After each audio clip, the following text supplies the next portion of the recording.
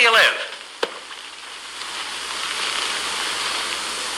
Well, it's not much of a place, but it's home. Meow!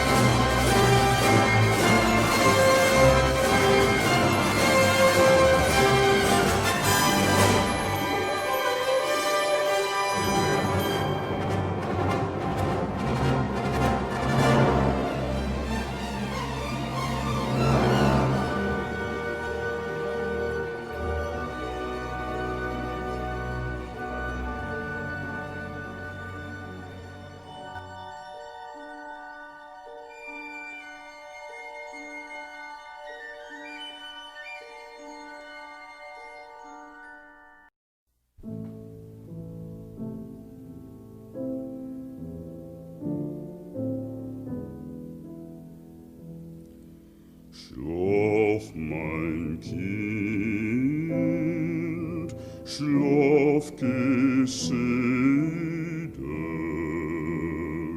singen will ich dir ein Lied, als du, mein Kind, wirst älter werden, wirst du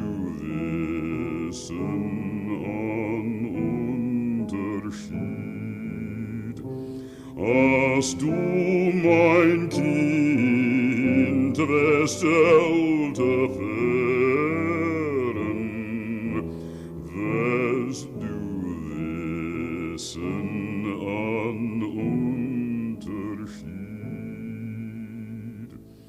Als du, mein Kind, wirst älter werden, wirst du werden mit Leiden gleich, damals wirst du gefeuert werden. Was ist arm und was ist reich? Damals wirst du gefeuert werden. Was ist arm und was ist reich? Schlaf, mein Kind, schlaf gesieder, singen will ich dir ein Lied, als du, mein Kind, wirst älter werden, wirst du wissen an Unterschied. The White House, Washington, D.C. To allay anxiety and relieve suspense, the President of the United States, Franklin D. Roosevelt, speaks tonight on international affairs to clearly state the position of the country. This morning, the United States was awakened by the voice of Prime Minister Chamberlain of England, declaring that a state of war existed between that country and Germany. So swiftly followed development after development in this history-making day.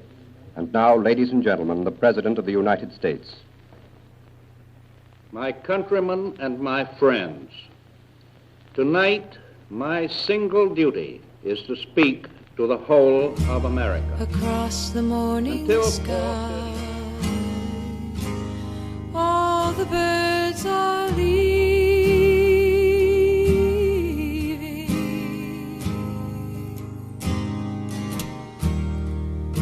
Ah, how can they know it's time for them to go?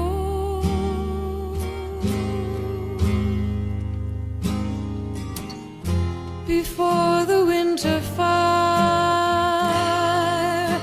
we'll still be dreaming.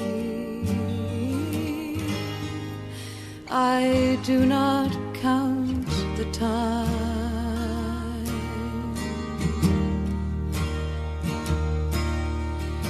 Who knows where the time goes? Who knows where the time goes?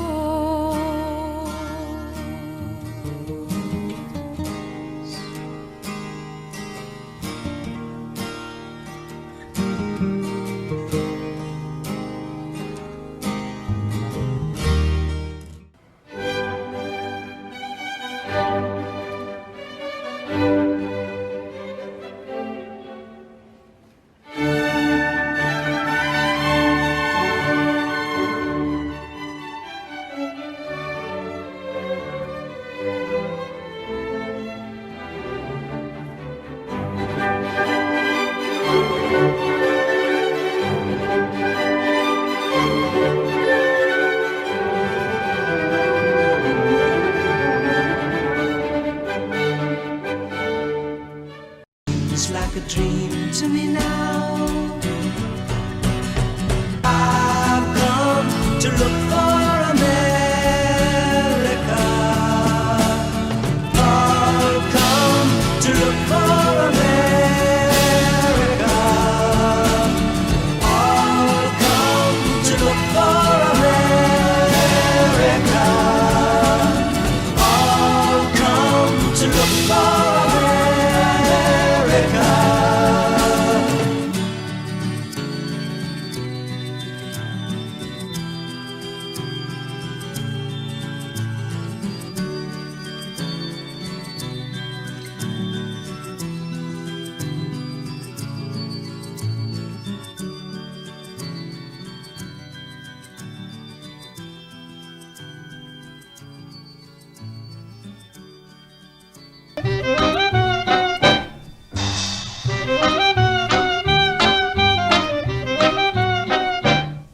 Of all the boys I've known, and I've known some, until I first met you I was lonesome. And when you came in sight, dear, my heart grew light, and this old world seemed new to me. You're really swell, I have to admit you deserve expressions that really fit you. And so I racked my brain hoping to explain all the things that you do to me. By mere Mr. Shane, please let me explain. By mere Mr. Shane means that you're grand. By mere Mr. Shane, again I'll explain. It means you're the fairest in the land. I could say Bella, Bella, even say Wunderbar. Each language only helps me tell you how grand you are. I've tried to explain by mere Mr. Shane. So kiss me and say you understand.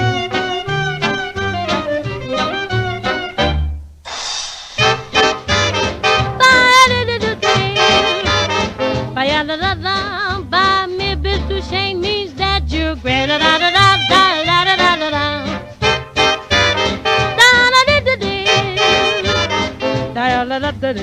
It means you're the fairest in the land. I could say Bella, Bella, even seven, say wunderbar. Each language only helps me tell you how grand you are. Dear Jeannie and Bobby, this is your younger brother, Fearless Freddie.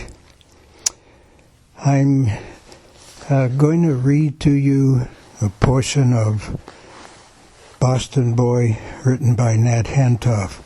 I know you've read it. I think I sent you a copy.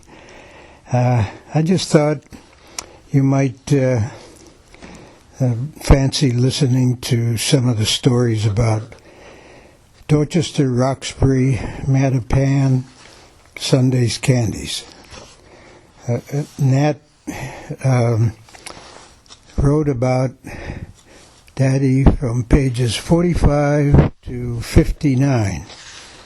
And I think that's about as many pages as he dedicated to any character in this book of memoirs.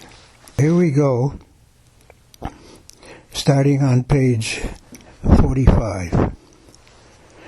Despite my failure to measure up to the standards of W. Schwartz, I went on to the next year to audition for the premier boys' job in the neighborhood, a position at Sunday's Candies. Not just a summer job, but work all year long, after school, weekends, and practically around the clock in the weeks preceding Christmas. Sunday's Candies was to Fanny Farmer's, its nearest rival, as a Mercedes-Benz is to a Ford, as Muddy Waters is to the Rolling Stones, as Thomas Jefferson is to Jack Kennedy. From the chocolate on the outside to the myriad choice of fruits, nuts, and creams, just to begin with, on the inside, a Sunday's Candy was a special event. Accordingly, all Sunday's purchases were specially wrapped with ribbons, specially tied. If the Queen of England had sent her footman in to buy a pound of the assorted, she would not have been disappointed in any detail. The owner in every way of this chain of 2 candy stores was Samuel Kaplow, a graduate of Harvard Business School and a pioneer of systems analysis long before the term had meaning outside our ghetto. By sheer manic intelligence and passionate devotion to detail, Mr. Kaplow was more qualified to be in charge of General Motors or General Foods or any of the giants of industry, singly or merged. But through a cruel oversight of history, his managerial genius was focused only on 2 candy stores, with their dreamy women clerks during the day, and at all other hours, a bunch of boys who were essentially unappreciative wise guys. Many more boys applied for jobs at Sunday's Candies than were hired. Applicants, to begin with, had to be at least 14 years old. But some of us doctored copies of our birth certificates, so eager were we to be among the elect. A successful applicant had instant advanced status in the neighborhood. It was like being admitted to Harvard, where many of the Sunday's boys eventually did go. Getting behind Mr. Kaplow's counter was getting on the fast track. As was well known to the lore of Roxbury and adjoining Dorchester, Mr. Kaplow picked such smart boys that Sunday's Candies alumni were amply represented among the physicians, professors, lawyers, engineers, and judges of the Bay State. No one had ever heard of a Sunday's boy winding up a failure. A few were said to have married shiksas, but that was like catching a social disease. You couldn't blame Mr. Kaplow for that. Girls were preparing for and going to college even back then, but no female students were ever hired for Sunday's candies. Women were seen behind the counter, but only during the day, and they were all employed from the general female workforce. High school graduates, most of them married, their studies forever done with. Mr. Kaplow never explained why he did not hire from the student body of Girls' Latin School or Radcliffe, but then no one ever asked him. Every boy who applied for a job had 2 long interviews with Mr. Kaplow himself. The first began with an examination of the applicant's soul. Not in any religious sense. Mr. Kaplow wanted to know if this boy was honest in every fiber of his being. He started by immediately making eye contact with the applicant. Woe unto the child who looked down or up or anywhere but into Mr. Kaplow's hotly shining eyes. Quote, "You let one shifty child into your operation," I once heard Mr. Kaplow tell one of the women who worked days, "and you're a dead man." The soul test, after a series of probes into our integrity since birth, always ended the same way. We knew because on slow nights we would compare notes with the newest clerks, and they affirmed that this part of the entrance exam never changed. Mr. Kaplow would begin to set up the papers for the battery of intelligence tests that were coming up next, and the applicant, having screwed himself to the point of almost unbearable virtue, felt able now to relax. Oh, one more thing. Mr. Kaplow's eyes were shining again. I want you to think carefully. Take your time before you answer. Now, would you say it is wrong to steal $100? Wrong? Wrong wasn't the word for so despicable a crime. Any boy who stole $100 should be publicly flagged in Franklin Park and made to spend the night with the snakes. Mr. Kaplow would not. Now, would you say that stealing an apple is as wrong as stealing $100? Take your time. Not one boy in the whole history of Sunday's Candies interviews had ever hesitated one moment to say indignantly that, of course, stealing an apple is as bad as stealing $100. Because, and it was heartwarming to find out how many of us had used exactly the same words, because any boy who would steal an apple would eventually steal $100. Nodding with enthusiasm, Mr. Kaplow then put us through 2 hours of assorted intelligence tests. At the time, I should point out, Sunday's Candies clerks earned 35 cents an hour, and particularly outstanding clerks who were promoted to boy store managers, nights and weekends, earned 45 cents an hour. Mr. Kaplow was not about to squander such wages on just ordinary minds. Some years later, at college and in applications for other jobs, I had to take other batteries of intelligence tests, but after Mr. Kaplow's, they were a breeze. Since Mr. Kaplow was not standardized, the tests weren't. Like everything else that had to do with Sunday's Candies, the tests were devised in the astonishing laboratory of Mr. Kaplow's mind. The second interview consisted mainly of digital dexterity tests. The customers deserved and expected swift service, with not one piece of chocolate bruised in the handling. There was also the matter of the fiendishly intricate wrapping and tying procedures, which also had to be done in a snap. Some of the applicants did not survive this second interview because, being Jewish boys on the way to college, their fingers were skilled only in turning the pages of books. In panic, those fingers, during the dexterity tests, ran amok among the fudge balls, and the pitiful struggles of these boys to control a box of candy until it could be tied made one wonder if their mothers still tied their shoes for them.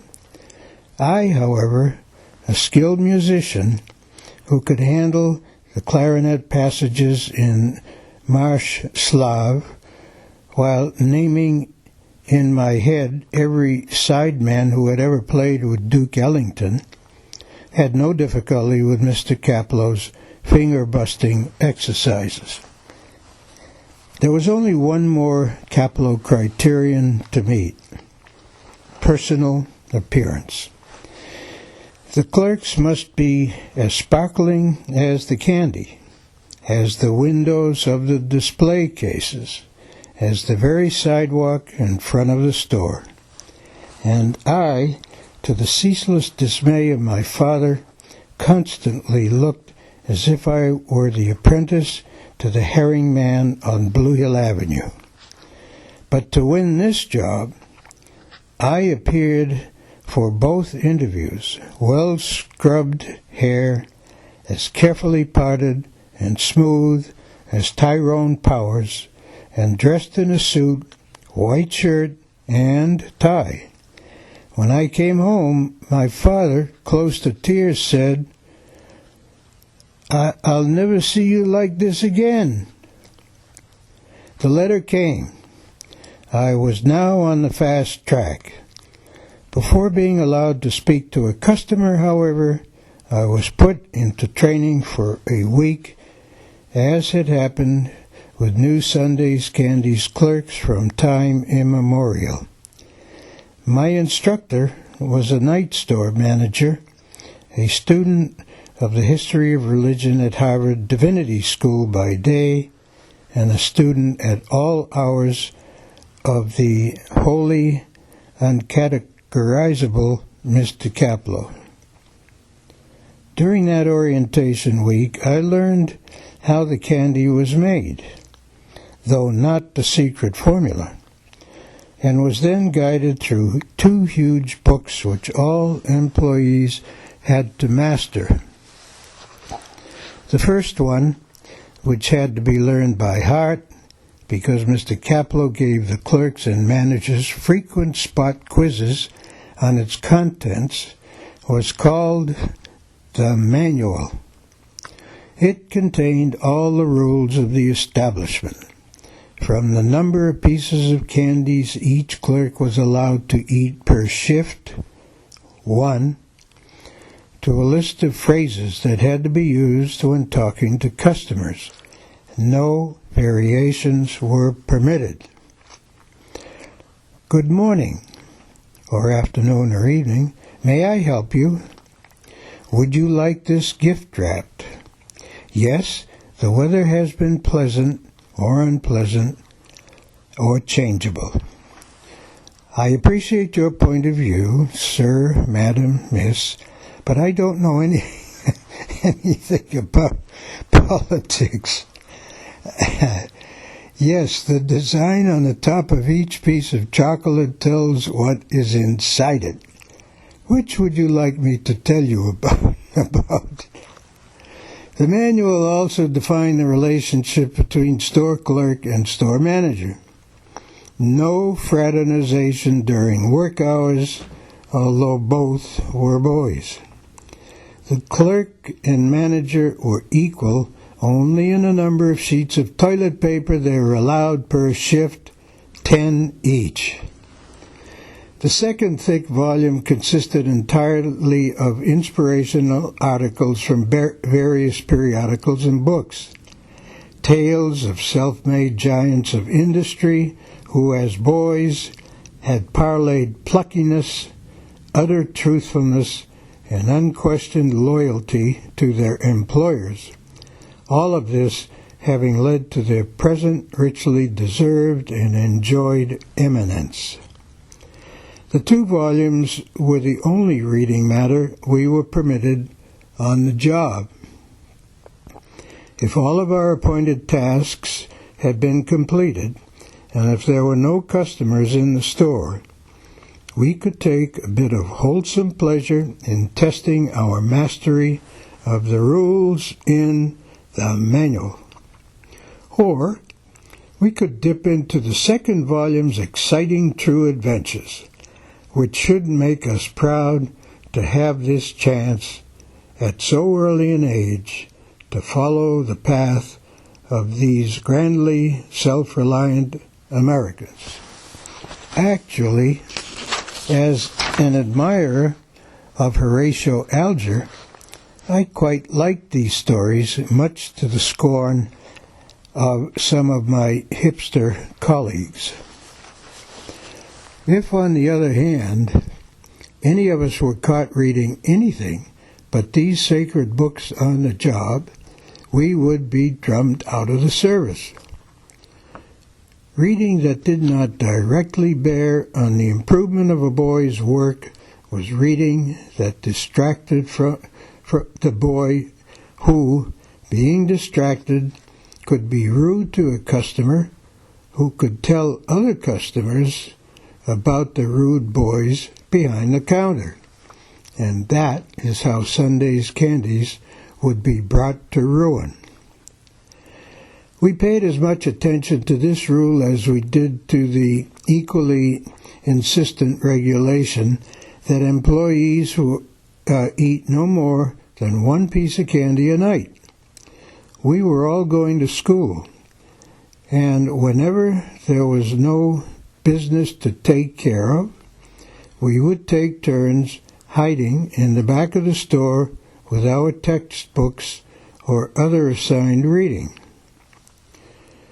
Reading illicitly, however, was a dangerous risk, for Mr. Kaplow was enthusiastically given to making surprise visits to his stores, especially at night and on weekends when the boys worked. Visits isn't quite the word, however. They were raids. He would park his car around the corner, hunch over, and start to run.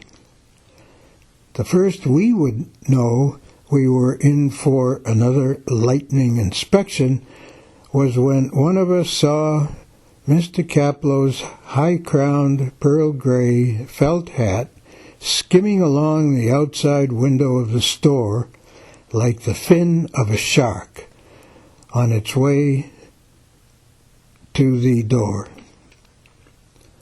All those years, it never occurred to Mr. Kaplow that he could have achieved total surprise if he'd only left his hat in the car. But then he might have caught cold. With those few seconds' warning, whichever boy was studying in the back, alerted by a desperate cough from the boy in front, had just enough time to toss his books into the garbage bag. There was, alas, a night when I was in the back of the store, and Mr. Kaplow, possessed by a hunch, actually put his hand into the garbage bag, and with a howl, immediately withdrew it, covered with blood. Earlier that evening, I had tossed a broken glass into that garbage bag.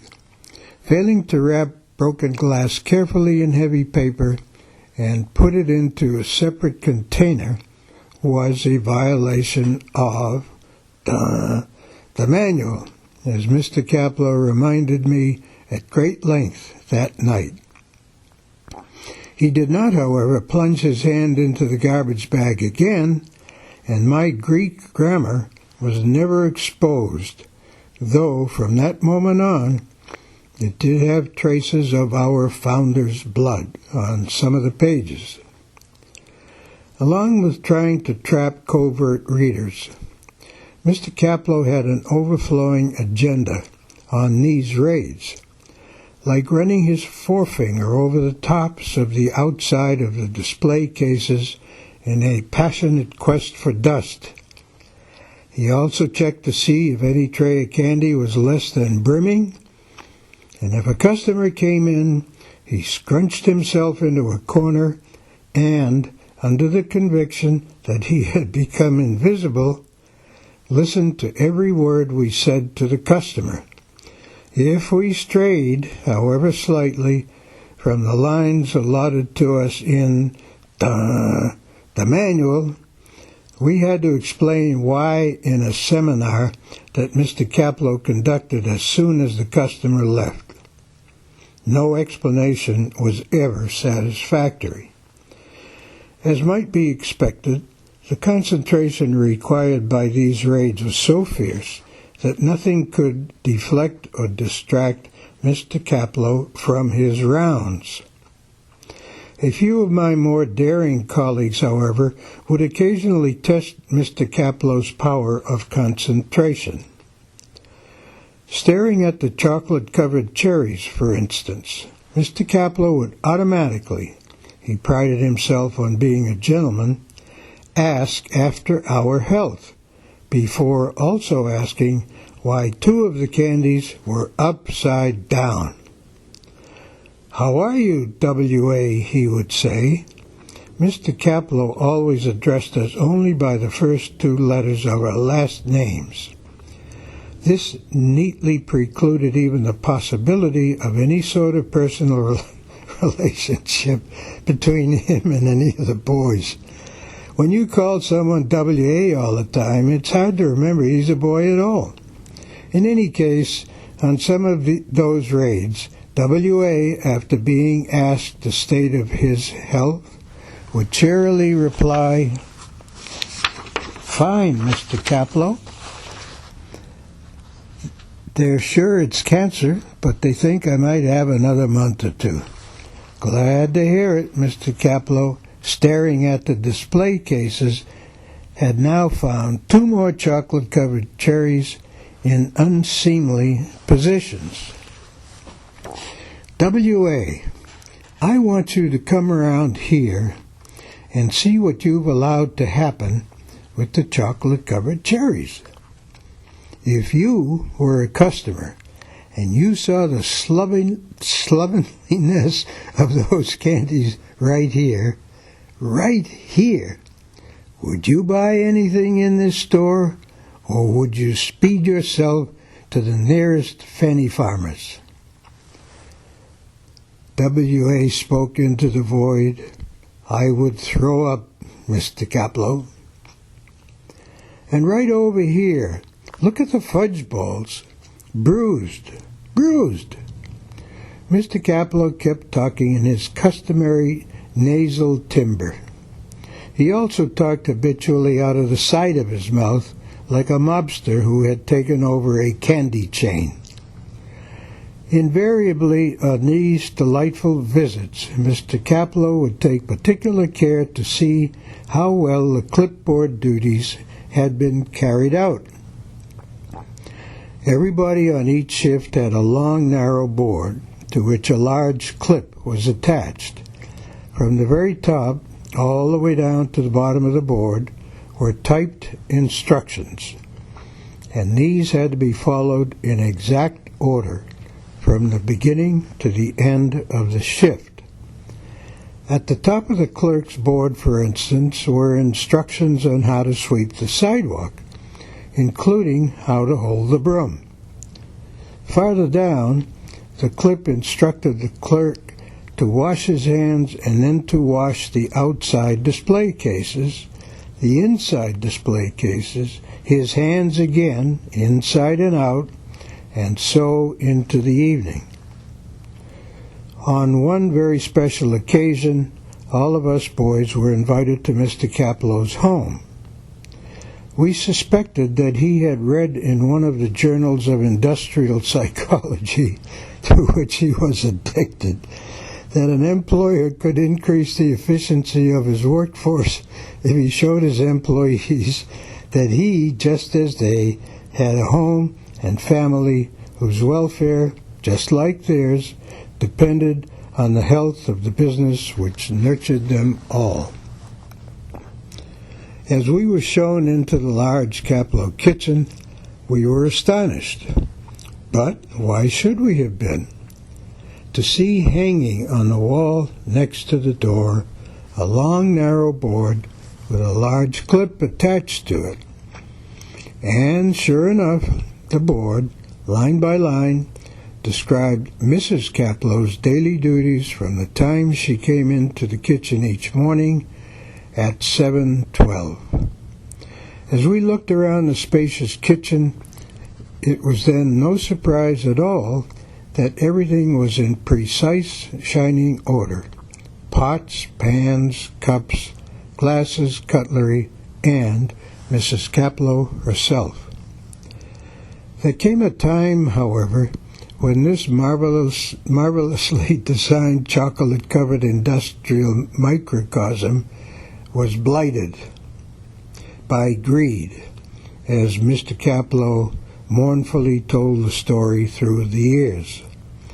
The greed of those boys whom he was helping get through school. The greed, particularly and disgracefully, of one boy. The ringleader who sowed greed in the other boys and then harvested it. H.F. was that boy. Indeed, I was that boy. We all knew how much money Sunday's Candies took in on each shift.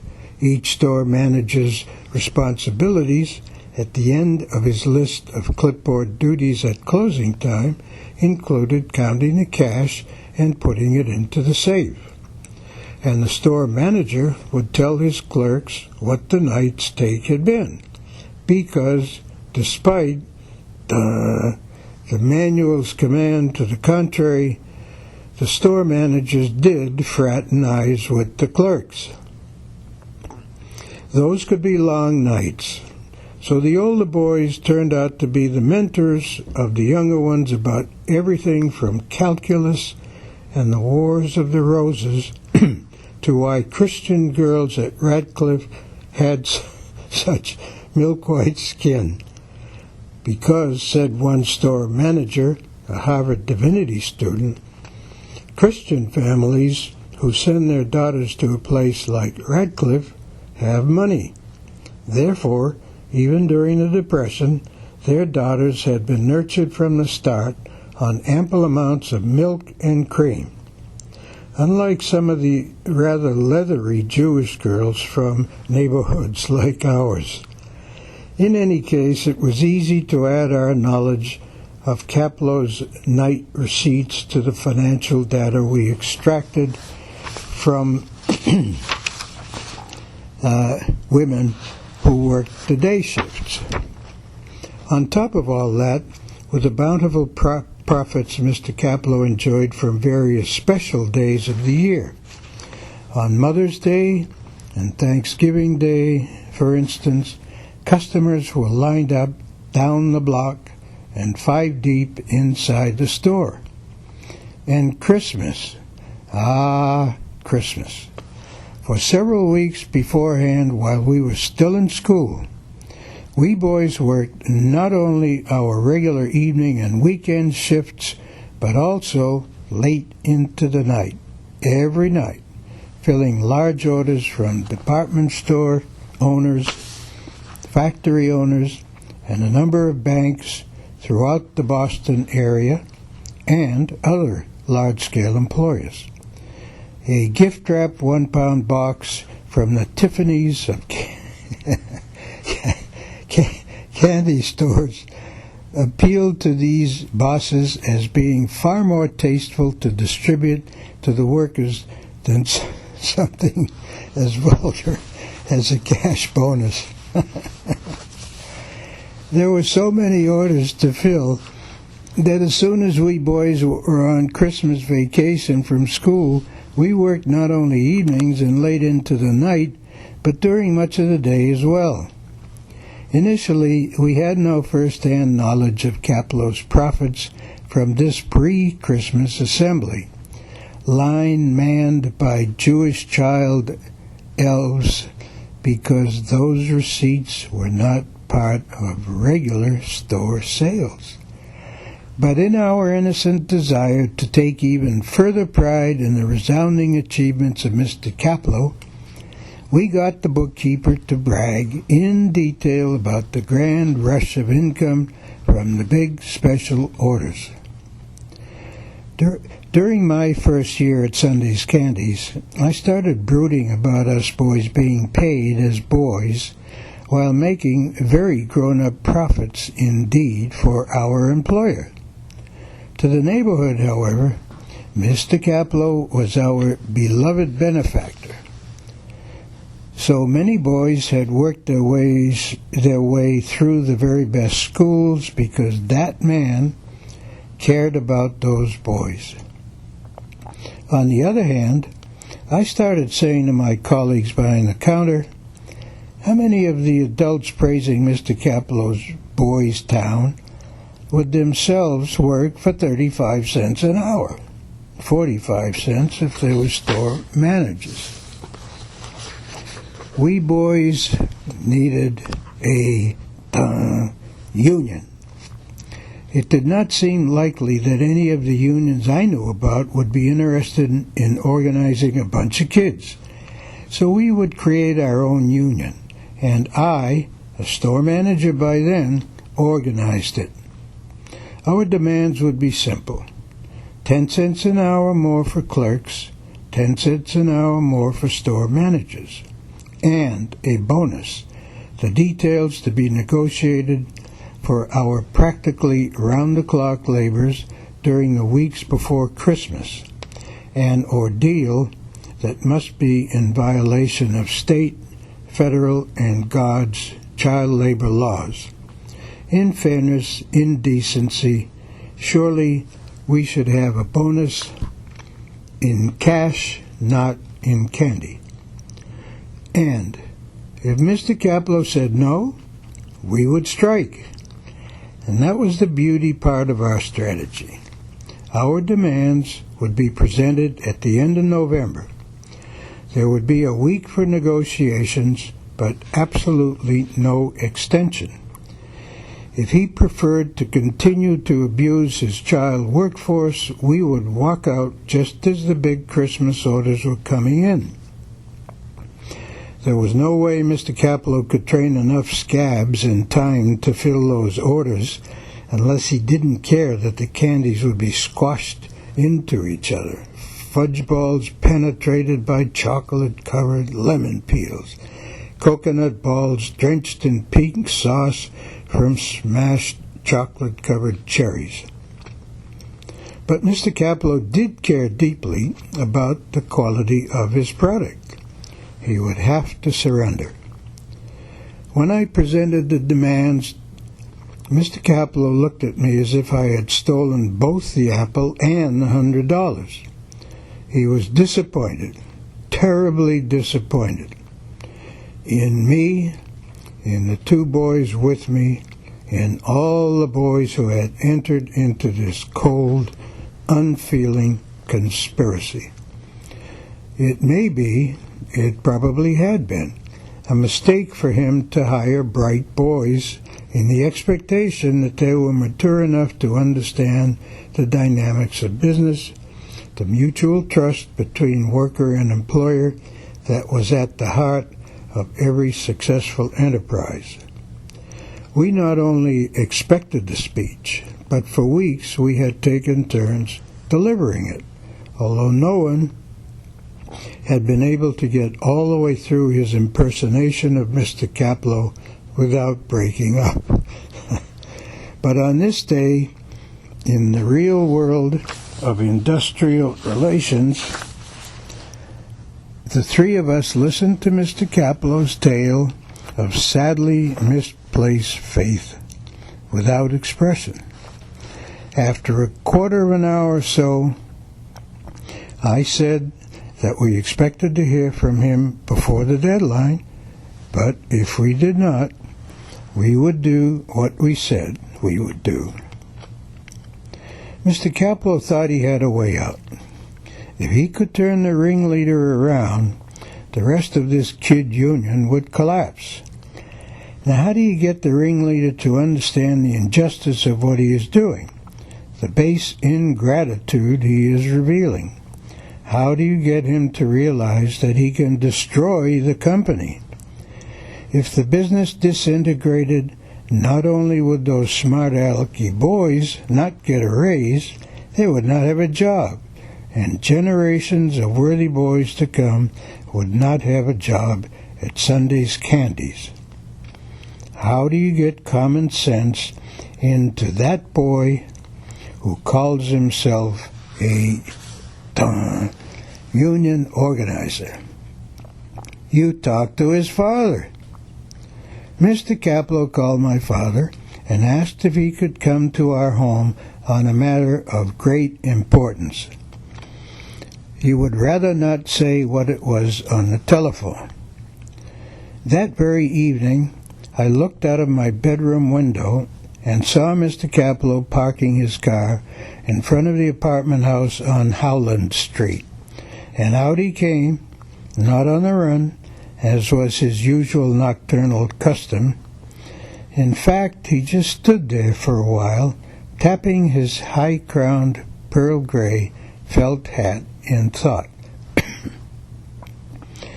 In the living room, my father was drinking a tall glass of strong, scalding tea, a lump of sugar between his teeth. He offered a glass of the same to Mr. Kaplow, but my employer, a more assimilated Jew, preferred coffee.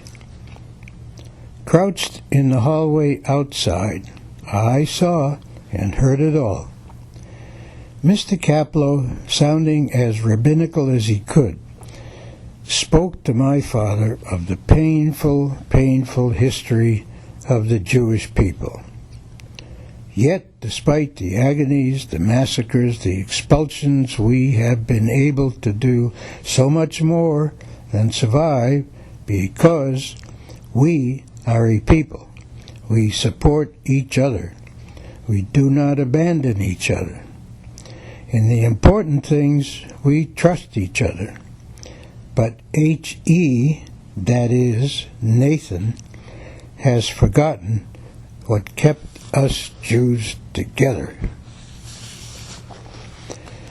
My father said it seemed to him that this was a labor dispute rather than a question of the survival of the Jewish people.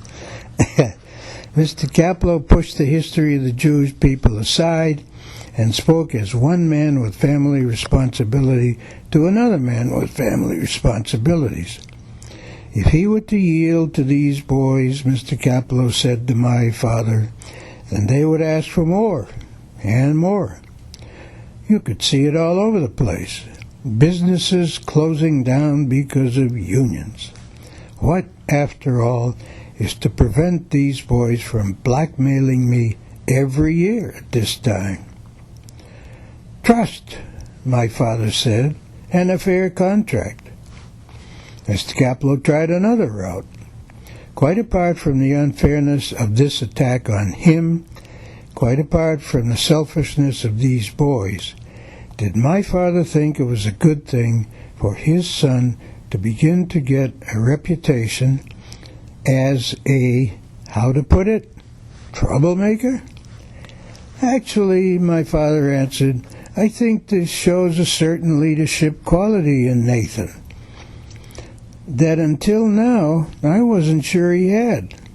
I also think that since these boys are doing a man's work, and since you cannot get a man to do what these boys do for 35 cents an hour, Nathan is right.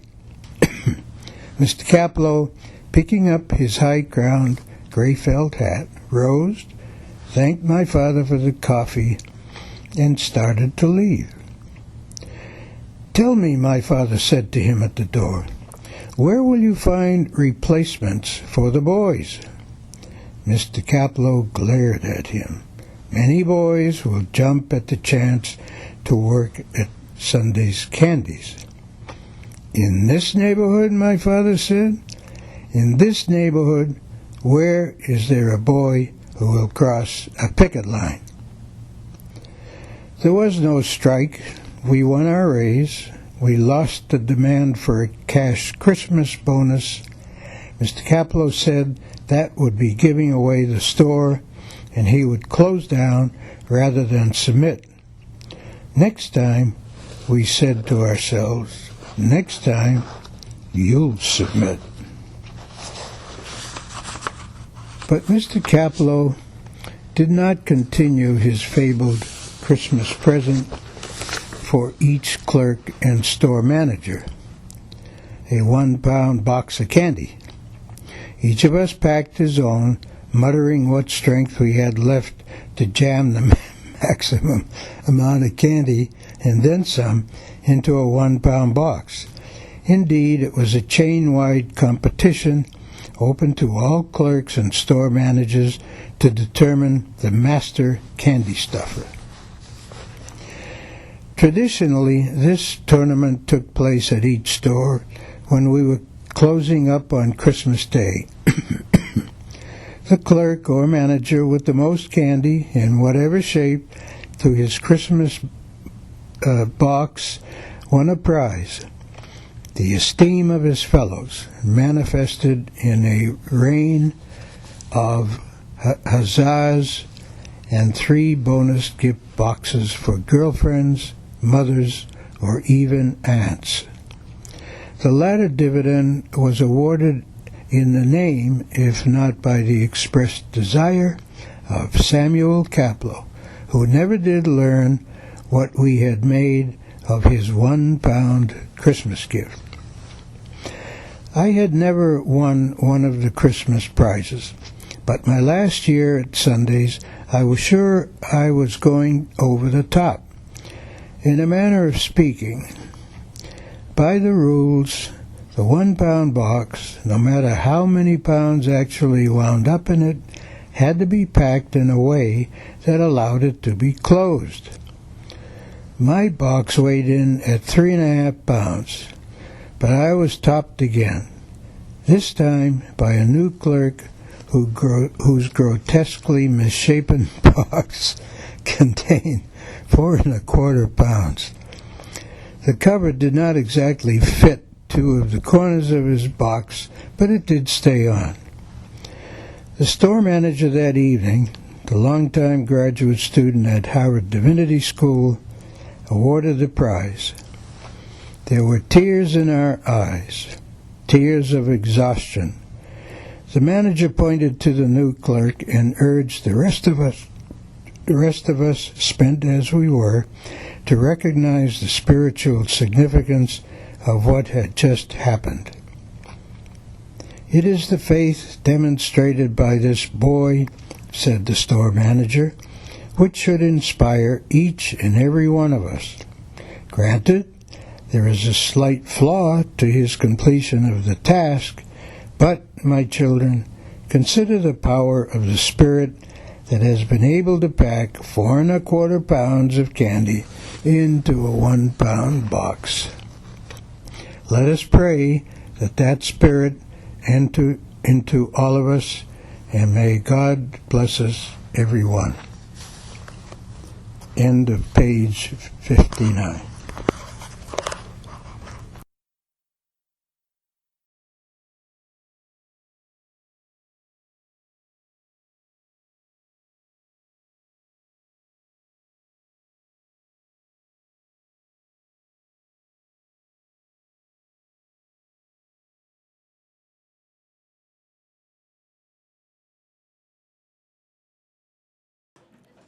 Oh, it's on?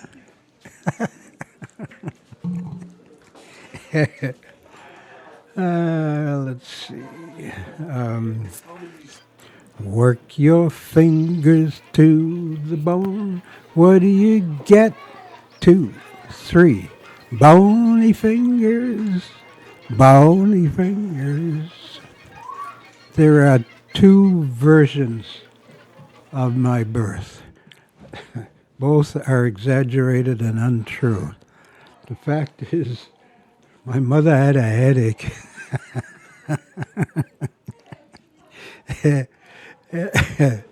And I was born full grown out of her forehead.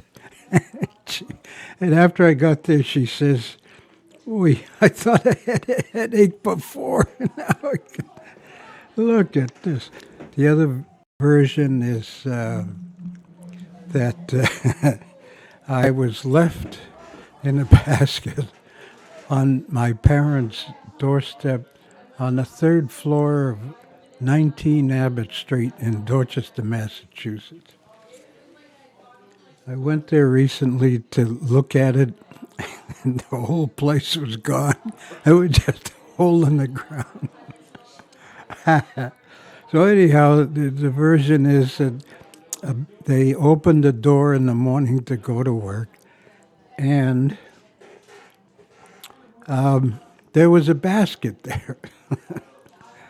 And there was a little baby in a basket. So my father said, "Oh, baby, you know, bigger than a hippo baby." So my father says to my mother, "What's this?" And she says, "You forgot to take out the garbage last night."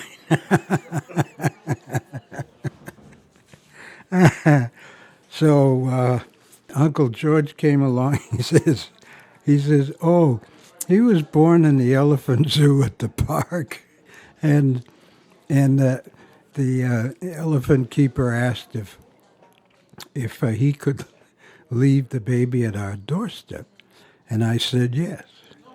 So that's the second version of how I appeared into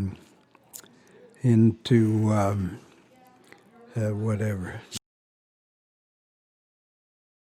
We were living on Abbott Street. My buddies were Davy Harvey and A.B. Bortman, Arnie Fleischer, Buzzy Bennett, Normie Berkowitz, and sometimes Herbie Hirschman used to come over and belt all of us on the shoulder. "What's that for? Just because. You want another one?" Herbie Hirschman's mother used to give him sandwiches to take to school. And invariably, she gave him a sandwich which consisted of 2 pieces of bread, ordinarily stale, and mayonnaise and mustard between them. And he would get on the streetcar, and, you know, it was crowded like Norwegian sardines. And he'd always carry his lunch under his armpit. By the time he got to school, it looked like a piece of matzah. At least it was warm. Oh, yeah. Oh, okay. Herbie Hirschman and George. Oh, George. George was sort of a born, I'd say he was a born homicidal maniac. I don't know where he picked it up, but I guess it was around the end of the 30s or something, and Hitler was beginning to feel his oats. So George got an old cellar door, and he painted a picture of Hitler on the door in black paint, and the paint ran and everything. And then he took knives and he used to throw them at the door. To try it out. Any kind of knife he could get his hands on. Later in life, he got a set of throwing knives, and he was very good at it. But this time, you know, we were all out in the backyard, and and Paul Brown was there with his shirt sticking up and his tummy sticking out, watching George throw knives at the door. Did I say that George was the oldest of my three brothers? It was Mimi was the oldest, and then George, and then Bob, and then David, and myself. Well, George was always, what do we want to call it? In Latin, they call it sui generis, which means one of a kind. And he always forged his own path and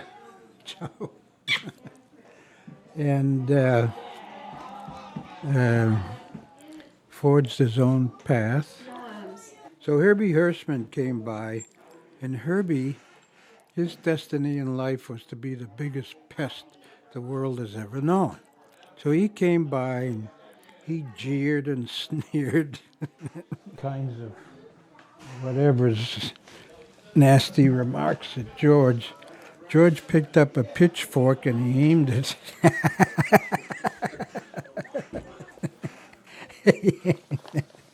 at Herbie. It fell short of Herbie's main trunk, but it managed to pierce his foot to the ground. So Herbie ran around in circles for a few days. What distance was that? Oh, I don't remember. Maybe 15 feet. I'm not really sure. George had good aim. And there. You can hear it when I'm finished, when we're finished with it. But another Yeah. time. Yeah. Because it's time for you Hey. to go night. Hey, Johnny. Did you want to say hello, Gil? No, I was just say something like this. Okay, ciao. Ronnie and Gilly playing as brothers should. Ronnie just whacked Gilly with a spatula. Anyhow, so what happened next? My brothers and a friend of theirs decided that they would presage the U.S. space program by quite a few years, but kind of in the opposite direction. And what that means is that during the winter, they would pile up big drifts of snow just outside the first floor of the three-decker on the ground. And we lived on the third floor, so we went up there, jumped from the third floor onto the pile of snow. On the second floor lived Bessie and Phil Goldberg. You couldn't ever see Phil if he was on the other side of Bessie from you, because Phil weighed about 12 pounds and Bessie weighed about 312 pounds. So it was their custom to sit at the kitchen table. The kitchen windows looked out onto the back porch. And Which faced out onto the snow. yeah, right. And our porch was on top of Phil and Bessie's, and so they're sitting facing each other at the windows, right? And so they had, their peripheral vision was out to the porch. And they're sitting having a glass tea. The custom was you had tea in a glass, and you take a sugar cube and put it between your teeth and then suck the tea in, so the sugar cube would stay for a while, and then the cube would sweeten the tea as it came through. So Bessie's sitting there and Phil's sitting there, and in their peripheral vision, something disturbed them. They weren't quite sure what it was. And Bessie says to Phil, did you see something going by from top to bottom? And Phil says, what? He was hard of hearing. So, oh, thanks. So at that point, another object appeared in their peripheral vision. So they decided to go out on the back porch and investigate. And as they looked up, they saw a pair of heels racing at a rapid rate toward them. And they brought their heads in, and there went George flying by from top to bottom. So Wait until the other person got out of the way. well, yes, but not by much. George was not vicious, but he was always he was always trying to improve his aim, let's say. And if there happened to be somebody else in the way, woe be unto that other person. Earliest recollection is of a furry little puppy. Oh yeah, he was a fluffy little dog. Did he have a name? I don't know. I think he did, but the family wouldn't tell it to me. He also recalls hearing his brothers yelling at him and looking at photographs of his older brother, David. David had died of leukemia when Fred was 2 or 3. He seems to have more recollections about David than of anyone else.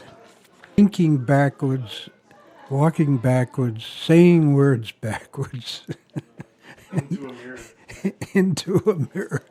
You know, I always tell the kids, look, if you go into a mirror and you say Trezon, and you listen very carefully, then from the mirror you're going to hear Mozart.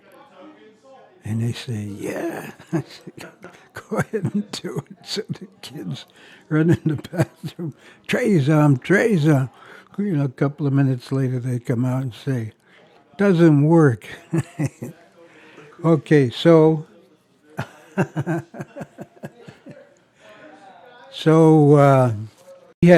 was saying before about the backward thing, because see, backwards gives you, well, it gives a nut like himself an interesting perspective on life, to look at things backwards. So we used to have these club meetings. That is Davy and A.B. and Buzzy Bennett. Did I say Buzzy Bennett before? And Herbie Hirschman, Ani Fleischer. But we would not have Harold Zallen in there. Harold was out. Well, he was skinny and ugly. And you guys were... And we were ugly. So the rule was anytime anybody swore, it was going to cost them a penny. And I was a treasurer.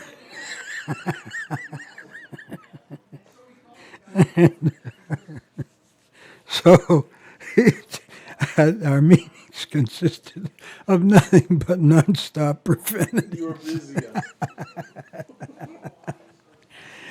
Well, Ran out of money, and then the meeting was... there was whoever had any money. So we would all fine one another, but we never augmented the treasury. So, okay, so then one of the first orders of business was, well, we got to have a name.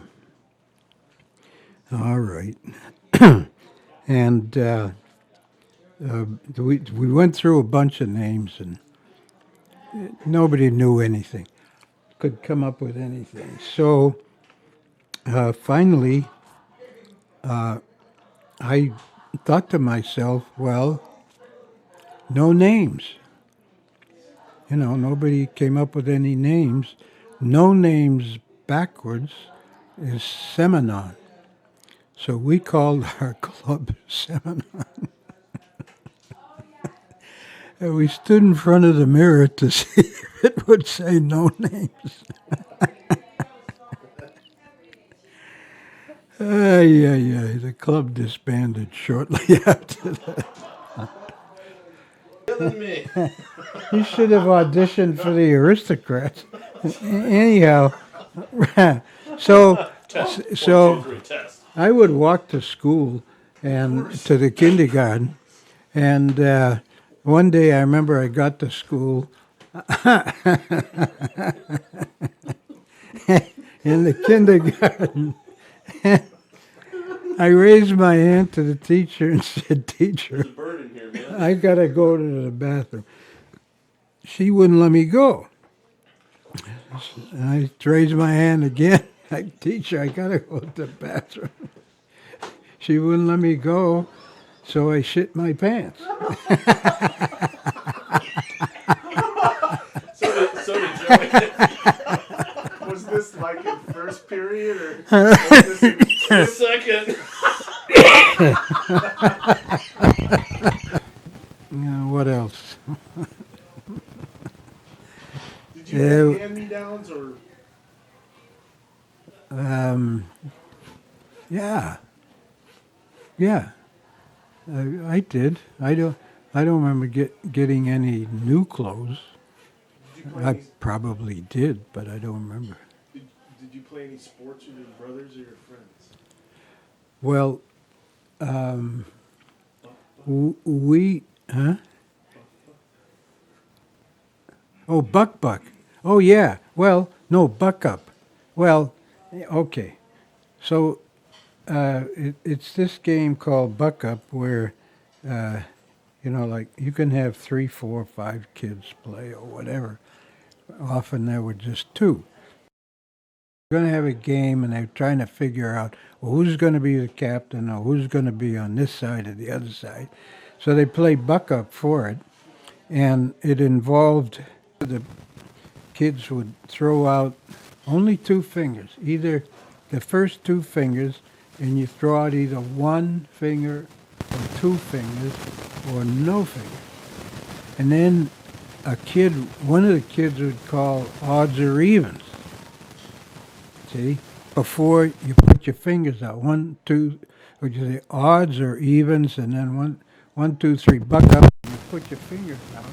And if you chose odds and it came up 1 or 3, then you you won that round. But there were 3 rounds, so you bucked up for everything.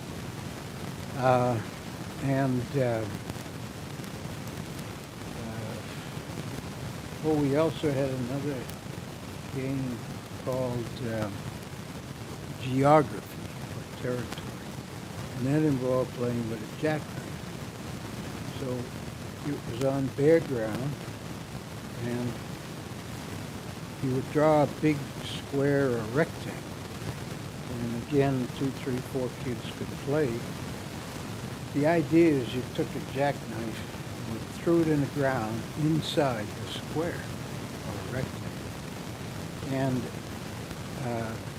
you drew a line following the angle of the knife in the ground from one of the sides of the rectangle to another, and the larger piece was your territory or your geography. Then the next guy came along and he threw the knife into your territory, and he tried to slice off as much as he could from your territory. There were different ways of throwing the knives. Like you could grab by the blade and throw it, and it would go end over end into the ground, you hoped. And if it didn't, you lost your turn. And then or you could put it on the back of your hand. Put your palm facing the ground, and you put the knife on the back of your hand, top of your fingers, with either the knife pointing out in the same direction as your fingers or in. There were a couple of variations. One, you took your hand and you raise it slightly up the ends of the fingers so that the knife, you know what I'm talking about?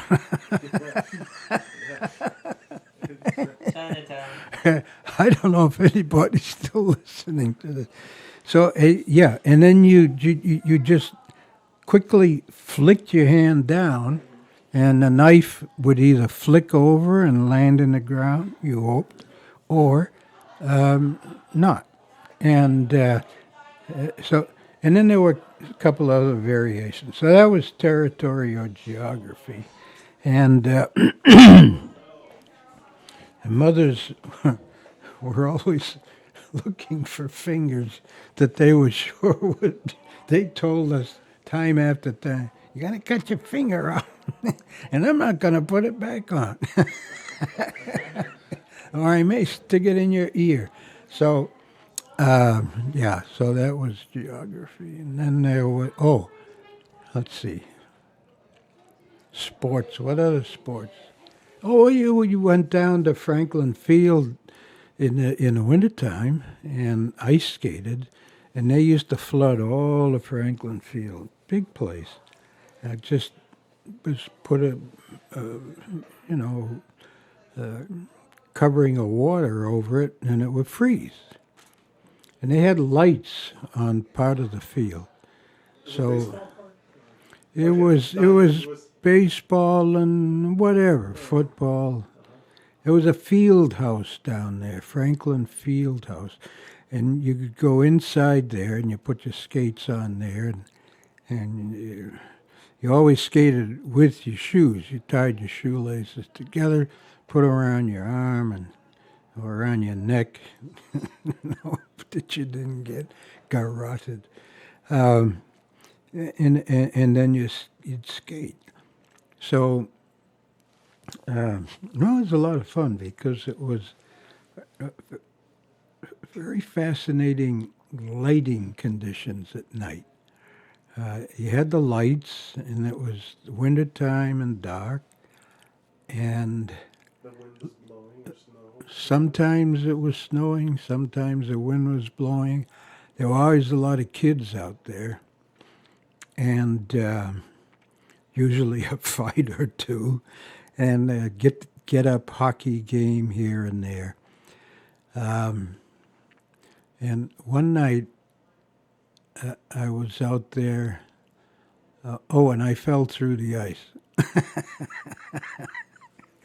which wasn't bad because it wasn't that deep, but it was that wet and cold.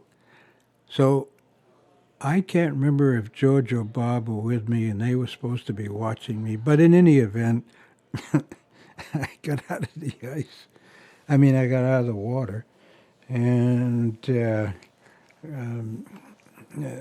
trudged on home in my skates. And I thought skating on ice was hard. So I got home, and that was a very royal reaction. Did you sharpen your ice skates? No, at that age, you just were glad to be able to put them on and take them off, because also the Thanks. Sitting is too uncomfortable for you. You don't have to sit. Take a break or whatever. Stand up and walk around. Where was it? Did you ever go to a professional hockey game with your dad? Oh, no, not with... Well, yes, once with Sam. Sam was... Let's put it this way. Athletes and athletics and Sam never quite fit together. Example, this was later on in the years. George and Bob, and I guess I to a lesser extent,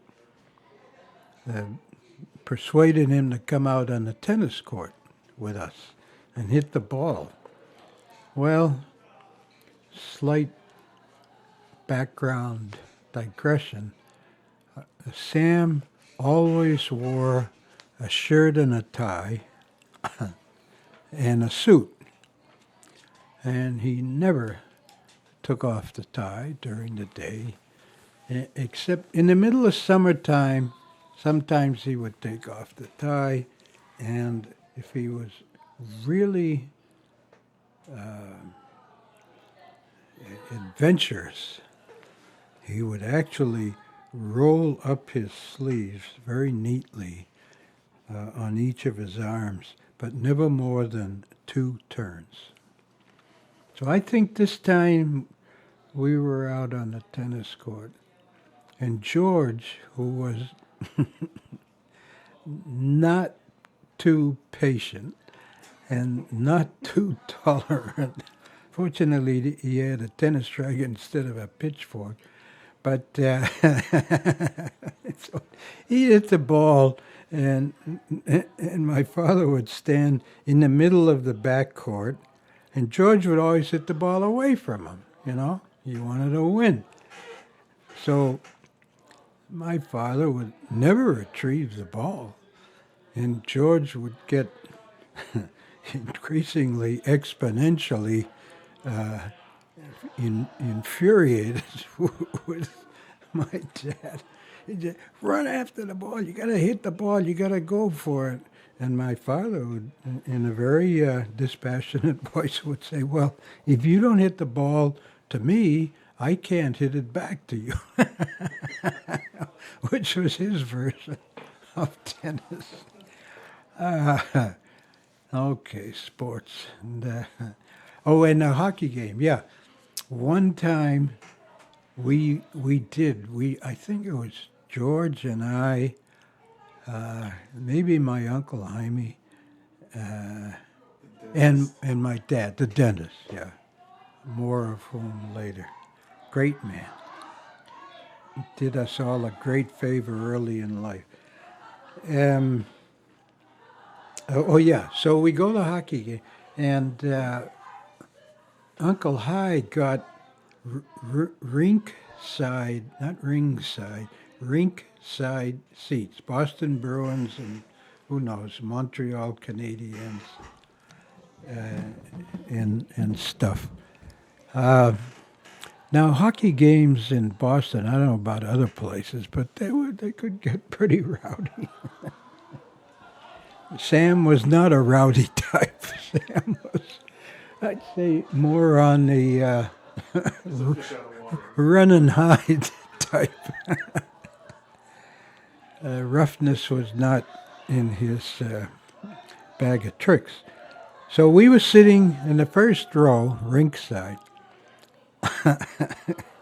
and my dad was sitting there with his arms folded, and he always, like I say, wore a suit and a white shirt and a tie, and he had a winter coat on because it was wintertime, and a hat. I mean, a gray felt hat, fedora. So he's you've been to hockey games, you know the body checks. Often the hockey players fly over the top of the boards. And a few times they body checked right in front of us, and they'd get into a little fight, and then they'd move off.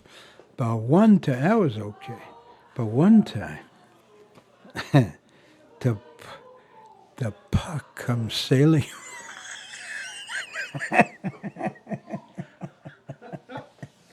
His puck comes whistling over about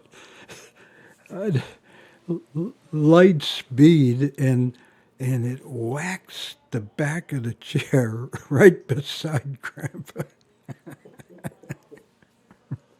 He's sitting there catatonic. So yeah, he went there with us that time.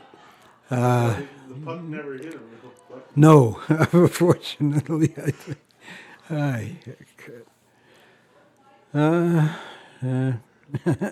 Sing me. Let's have a little song, and we'll take a break. Let's see, a song. Maybe from Hebrew school or something.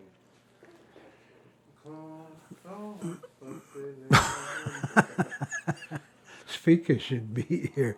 Well, he's gone. There we are. There's one. There's one for the balcony. Okay, yeah. How the hell did it go? Kumbachuratzeil v'tzeli avoda. Kumbachuratzeil v'tzeli avoda. V'tzeli avoda. And so on. And I never knew what it meant, but yeah, I did get sent to Hebrew school at the Mishkan Tefillah Shul in Roxbury. Say the name again. Mishkan Tefillah, Mishkan and Tefila. The rabbi was Rabinovitz. Rabinovitz. Let's put it this way. You've heard of Crohn's disease. People who suffer from Crohn's disease often have terrible grimaces on their face. Rabinovitz always looked to me like he had the most severe case of Crohn's disease. The guy never smiled. And when the cantor, Glickman, he had a nice voice, and he was all decked out in white and gold trim and everything. So they had this routine. It was kind of like a vaudeville routine because the cantor was up at the bima, the podium, singing. And as he got near the end, he would start drifting backward ever so slowly, and Rabinovitz would start going forward at roughly the same rate of speed, so that when Glickman sang his last note, Rabinovitz was up there, and the first holy words out of his mouth, "Lock the doors," so nobody could get out and go to the bathroom. They'd been there for 14 hours, So... This was not shul. This was at the... No, this was a shul. Oh, the shul. Yeah, the Hebrew school was in a building by the shul. Oh. Well, I guess I was always a pest and a troublemaker. I loved to fool around. I just had a good time fooling around. I couldn't see any reason not to have fun. And so I didn't take Hebrew school too seriously. And a teacher, Miss Ruth Venn, very nice, had been a student of Grandma Kaplan, my mother, because she had taught Hebrew when she was in high school and college. She was very, very, very bright and accomplished, despite the best efforts of her sons to the contrary. And Miss Ruthven, she couldn't understand my mischievous, puckish behavior, so I got pulled out of Hebrew school. And then I went, and I had to have bar mitzvah lessons, right? So so my folks got me lessons with Rabbi Spack. Rabbi Spack. He's a nice guy. He was always smiling. I don't know, it seemed he was in a parallel universe. But every 3 words, he had to suck in the drool at the sides of his mouth. So he would go, Now Simcha, that was my name in Hebrew. Now Simcha, I want you to repeat after me the following. So, I repeated after him, whatever it was. He said, no, that's not part of the prayer.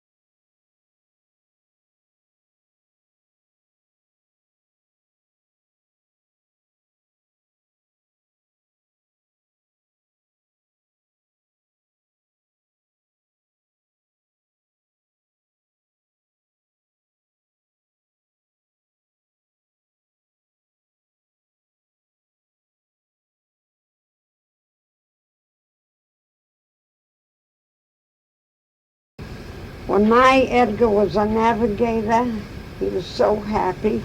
And my Leonard, his brother, because his brother went to the Air Force, he said, I'm closing up my office and I'm going to be with my brother in the Air Force.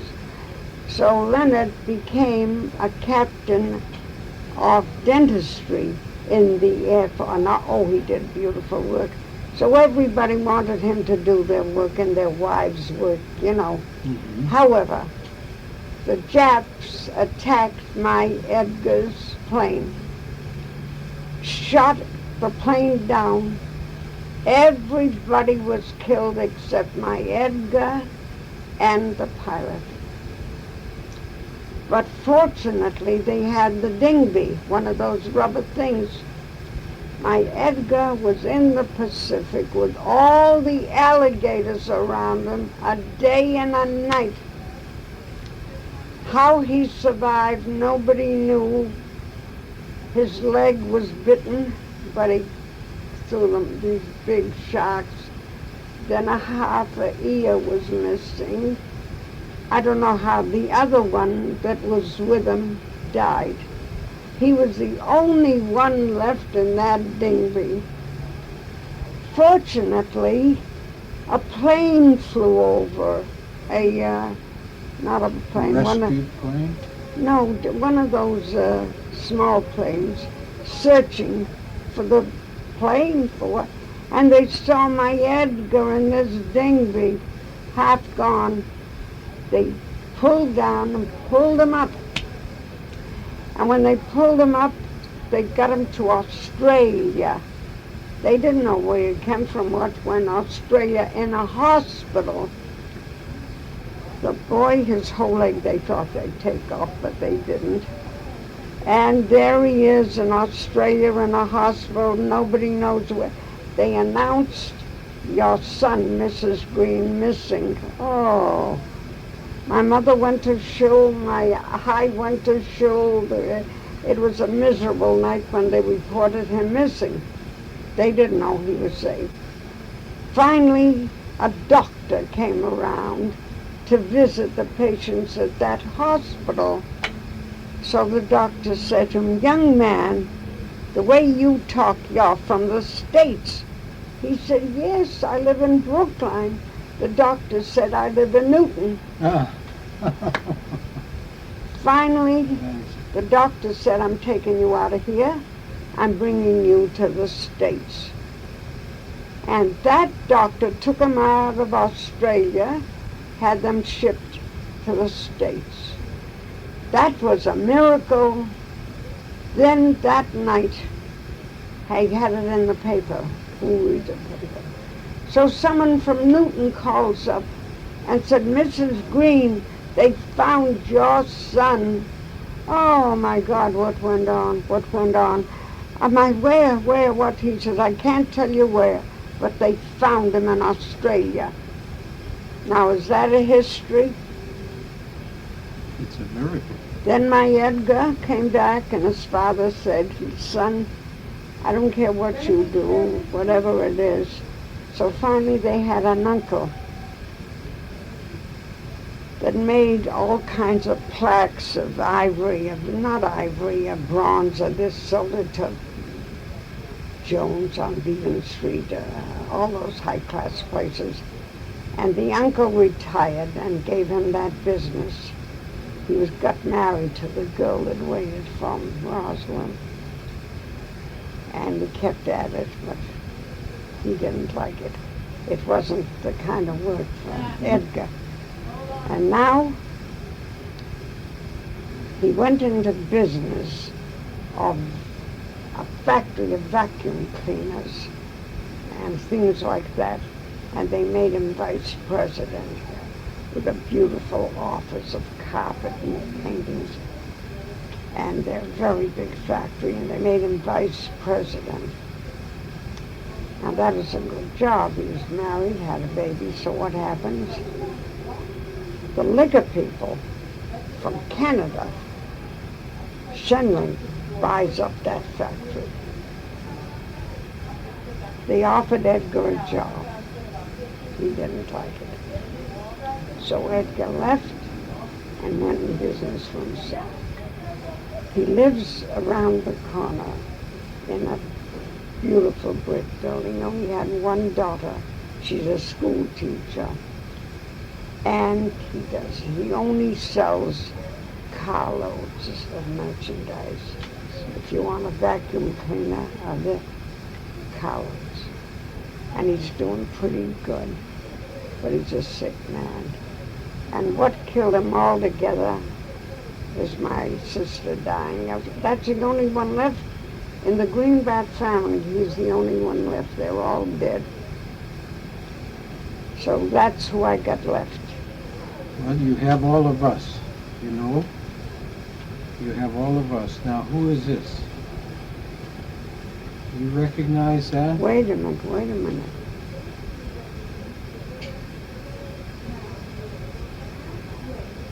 Could that be you? No, that's not me. But I don't know who it is. It isn't Miriam. No. I don't recognize who it is. Is it Bobby with his wife? No. I don't know who it is, and I thought maybe you No, I would couldn't remember. tell you. Well, how Such about... a hen, is it you? No, not me. Who? Now, I Look know at the you know who flowers. this is.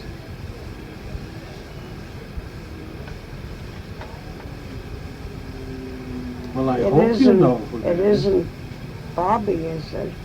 No. Sammy? No, You. me. God, you look at your hair. Look at that hair. That was in high school. My God, if that isn't a beautiful picture. What did you cover your face up for? Well, who knows, you know. Take off a lot of it, a little bit of it. Oh, my God, look at your hair. It's gone. Not yet. Look at that. Well, how would you like this one to keep? I certainly will keep it. And you know, I'm going to put it right on that wall there. And I'll be looking at, I tell you why. I had no frames. But look at my Anne, the sculptor. She's famous. Her work sells in the thousands. Oh, she had a show in Italy and came back with 3 artists that lived at her penthouse, and she's gone places.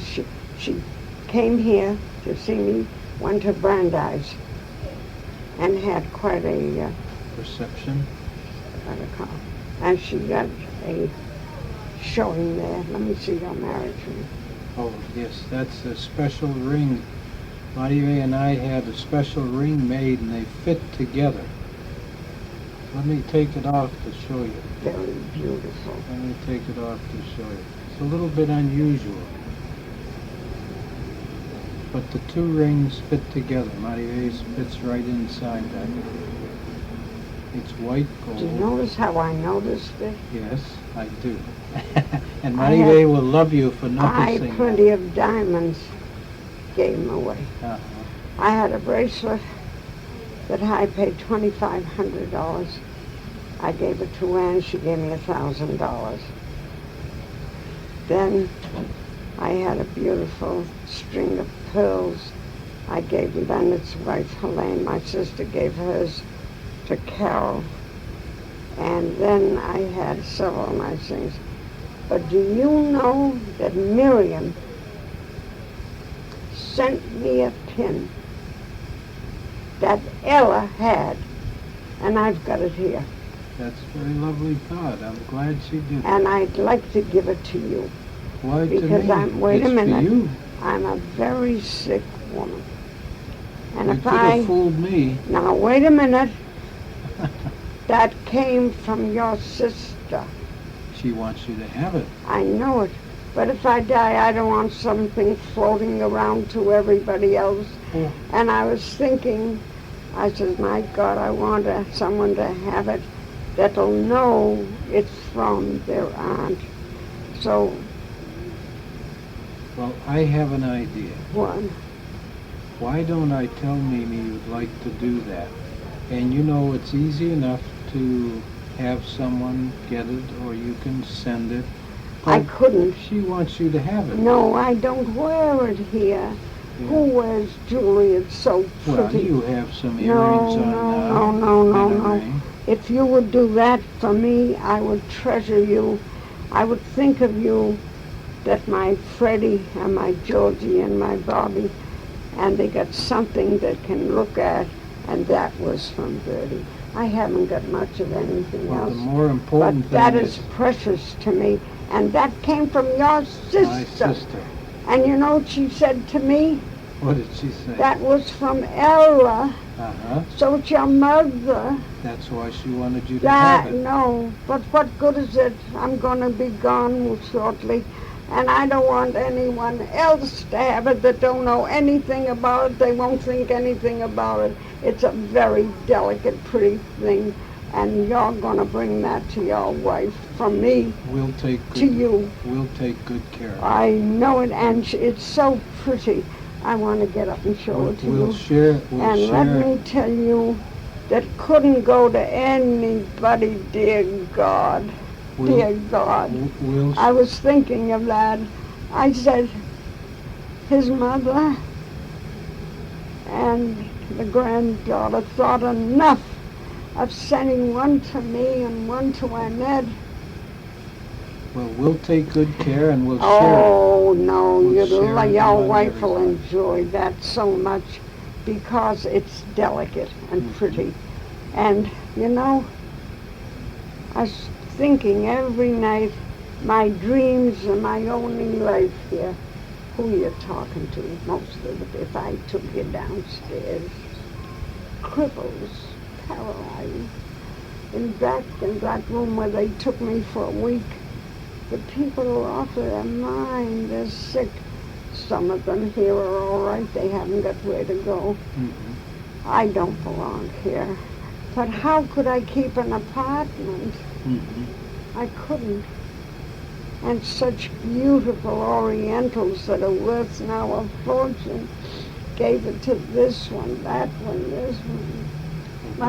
Don't worry about it then. We'll take good What care of it. good? I mean, I got vases that my aunt got, set vases like that, all in 24-karat gold, Japanese, Chinese.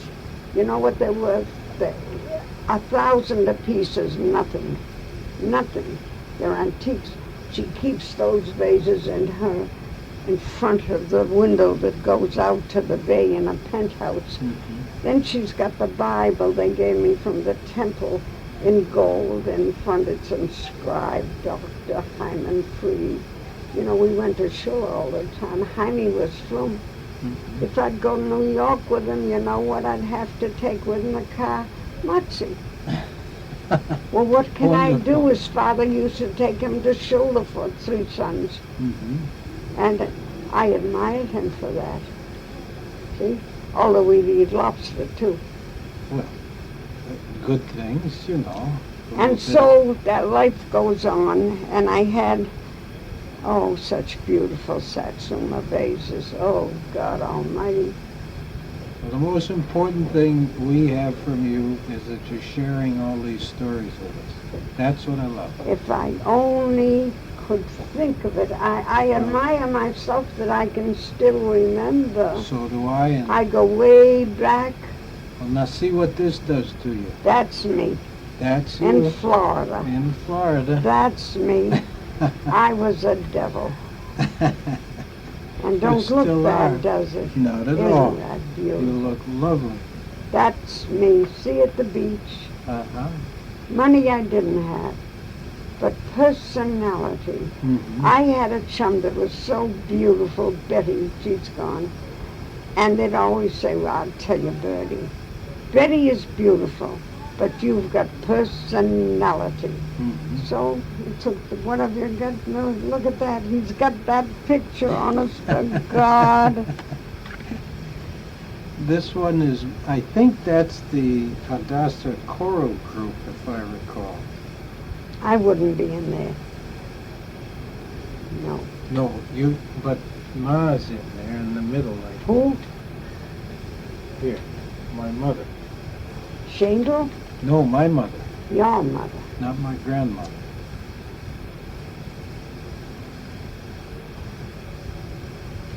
They're very intelligent looking people. And they could sing. No? What else? Well, Gnu? let's see.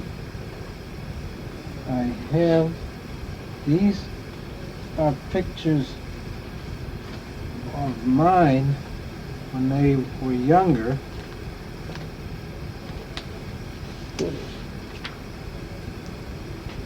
And One free album. that's the beginning. But here's some of the Sammy. kids. No, that's me. But you look like your father. Well, what can you do? And this is your family. Yes, That's your wife. yes. Look that's at Maggie, that smile. and that's Joe, and Patrick, and Tommy, And they're all big. and they're all big now. And that's Annie. Look at this. That's Annie. She's going to graduate University of California, Berkeley next December. Look at these. Yep, All your children. all Minch. They're all Muzzings. And now they're musicians. Joe and Pat. Yep, Look at you, look just like your father. is that right? Well, I'm telling you. And this was Mm. me when I was little. And here at 50 C Street, remember at Nantasket? Look at that. That's Joe when he was a little guy. And this is who? That's me when I was in the Navy. Navy. Oh, that was hard. Oh, I didn't have any trouble. You didn't? No, You must look at that. that was at Nantasket. Who else? And Oh these my are- God, look at that one. That's Joe. These are just various pictures of the kids as they grew up. That isn't you. That's me. With your wife Yeah, and the baby. right. Your wife was pretty. Yeah. Oi, There. And look at here's- this one. That's Joe, and here's Sam with Patrick.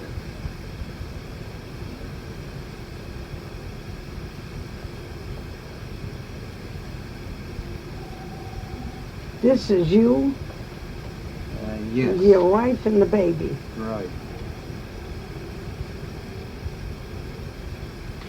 Look at that face. And you know Who is he Terry, now? Who my- is he that's now? Joe, the oldest, Yeah, and his son Terry, my grandson, looks just like that picture. but that was the oldest son. Yes, correct. And this is the second oldest. Ah! Who's that? That's Joe. He's the oldest. This is all, everything on this page is Joe, Hmm. What does he one. say when he looks at it? Oh, I think he gets a big kick out Now, of it. there is what? That's Maggie when she graduated college. Maggie. Yes. Who's Maggie, your wife? She was my first wife. Yes. And that's you. Yes. Right. You look stunning. Ooh. Who are these two? Well, that's Joe and Patrick. You with your wife and the two children. Mm-hmm. By God, you treasure that.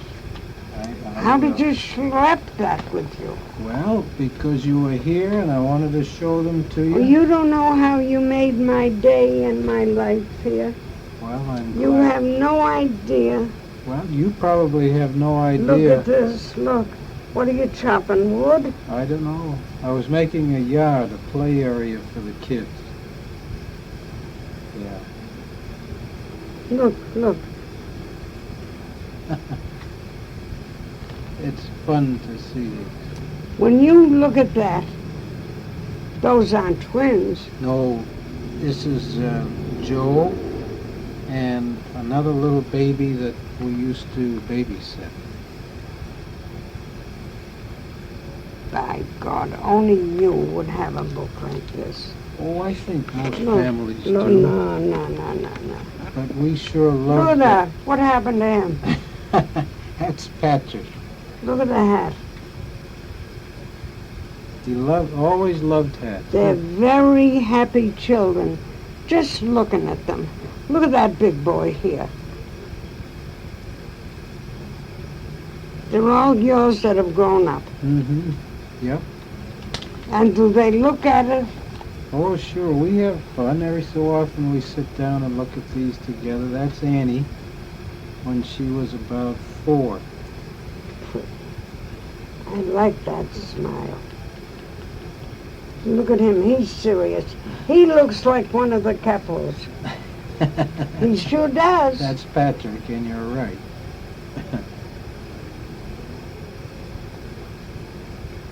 Look at that little girl. That's Annie.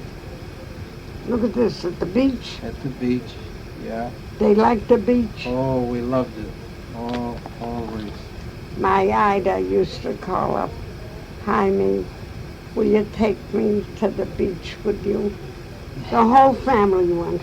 Do you remember when George and Bob used to kid me that Uncle High, if I wasn't good, he was going to use the hatchet drill on me? They used to tell me that.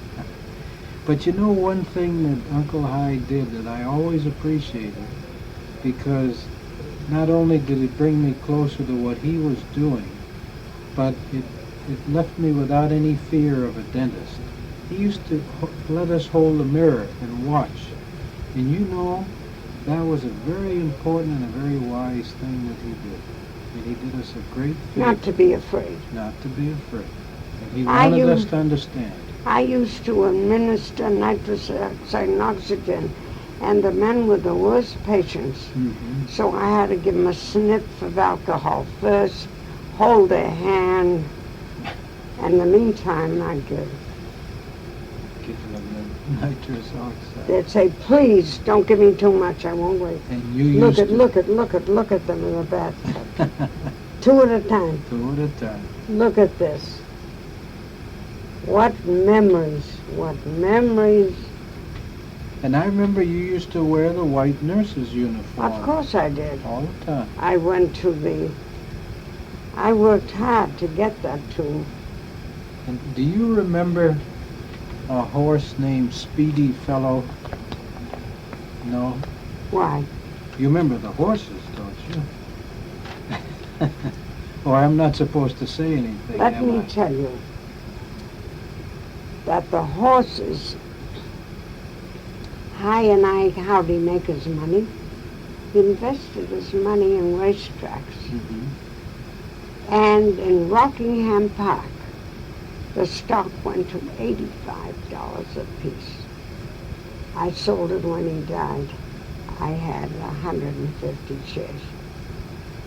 Then we got passes from Rockingham, Lincoln, He bought all stocks at racetracks because no matter if you didn't have a dollar, you'd go to a racetrack, try to catch a winner. So I didn't care. I'd go, and he'd go to the gym because he was the head of the volleyball and the basketball, and they wouldn't play unless I was there.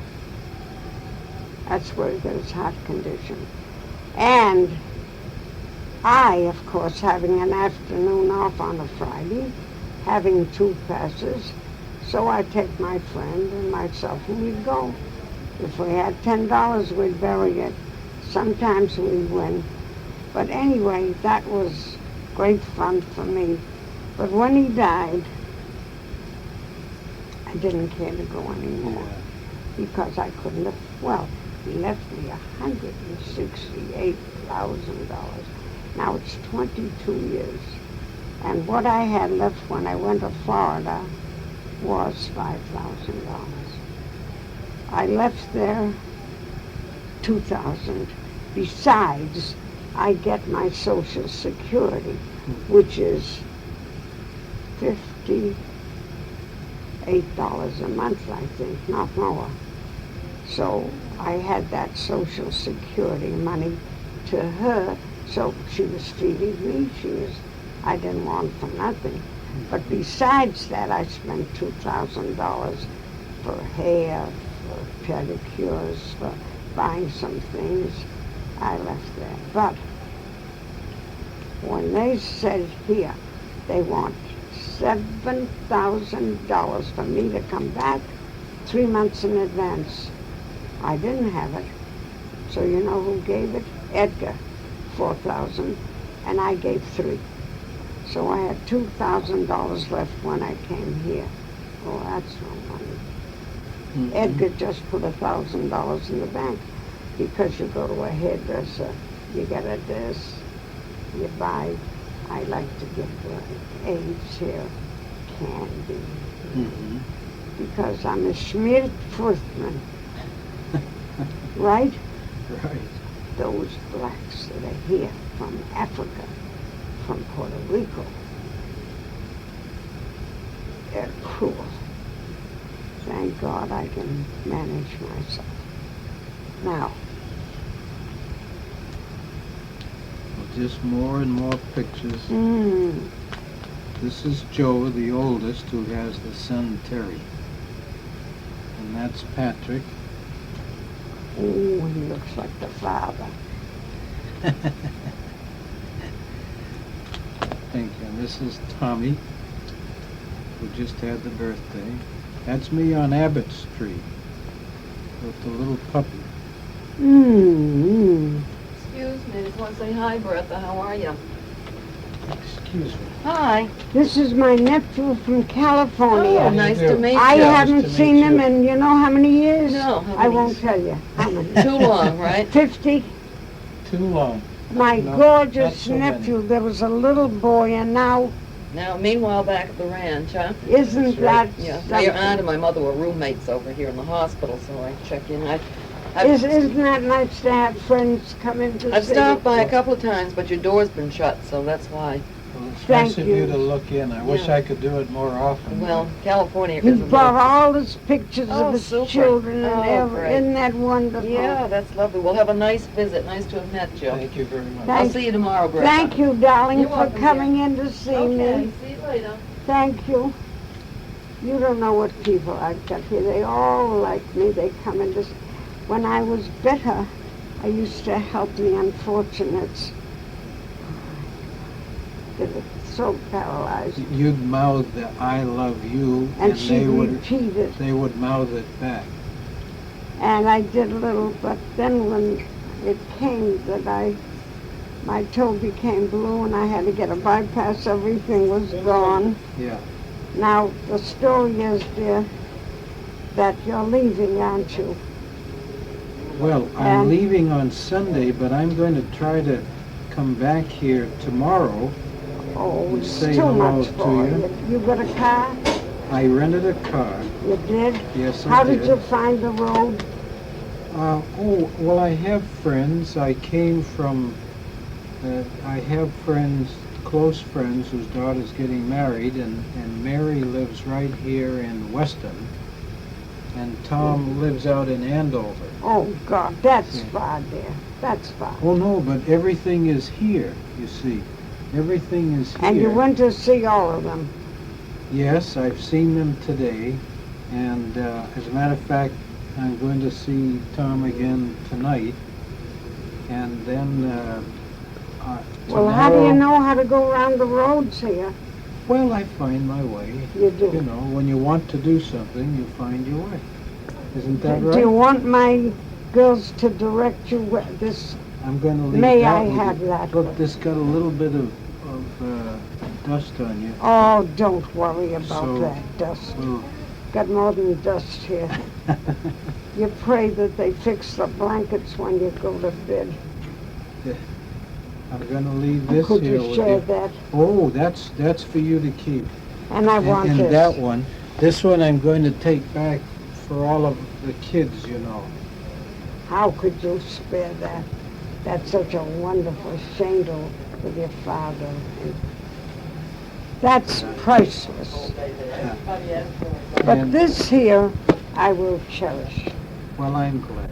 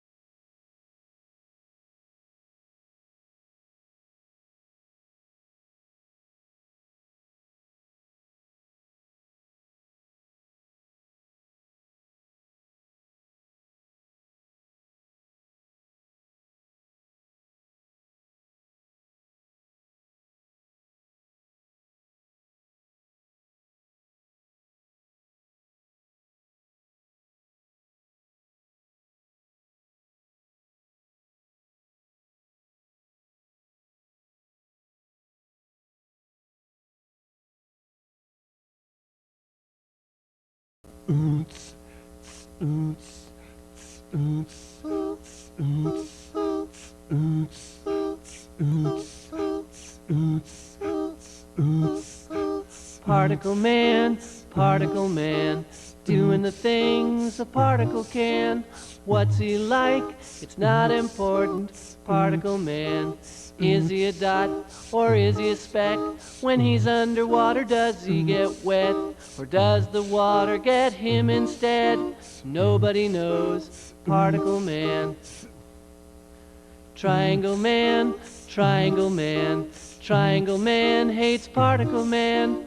They have a fight, triangle wins, triangle man.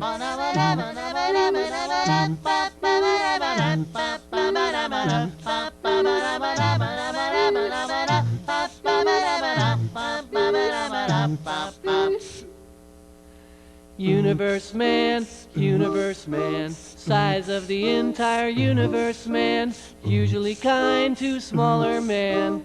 Universe man, he's got a watch with a minute hand, millennium hand and an eon hand. When they meet, it's a happy land. Powerful man, universe man. Waiter! Person man, hit on the head with a frying pan, lives his life in the garbage can. Sweet, sweet memories you gave me. You can't beat the memories you gave me. Take one fresh and tender kiss. The memories you gave me. Add one stolen night of bliss. The memories you gave me. One girl, one boy, some grief, some joy. Memories are made of this. The memories you gave me. Don't forget a small moonbeam. The memories you gave me. Fold in lightly with a dream. The memories you gave me. Your lips and mine, two sips of wine. Memories are made of this. The memories you gave me. Then add the wedding bells, the one house where lovers dwell. 3 little kids for the flavor. Stir carefully through the days. See how the flavor stays. These are the dreams you will savor with his blessings from above. The memories you gave me. Serve it generously with love. The memories you gave me. One man, one wife, one love through life. Memories are made of this. The memories you gave me. Memories are made of this.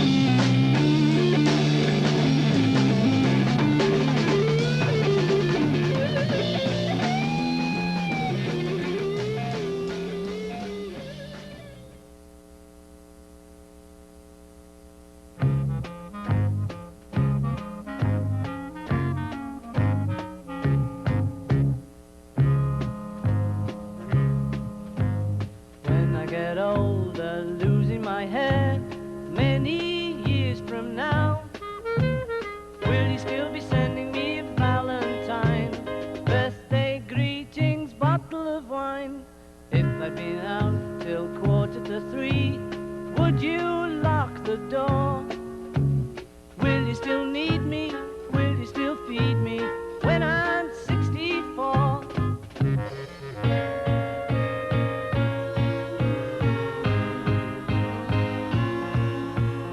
You'll be alright.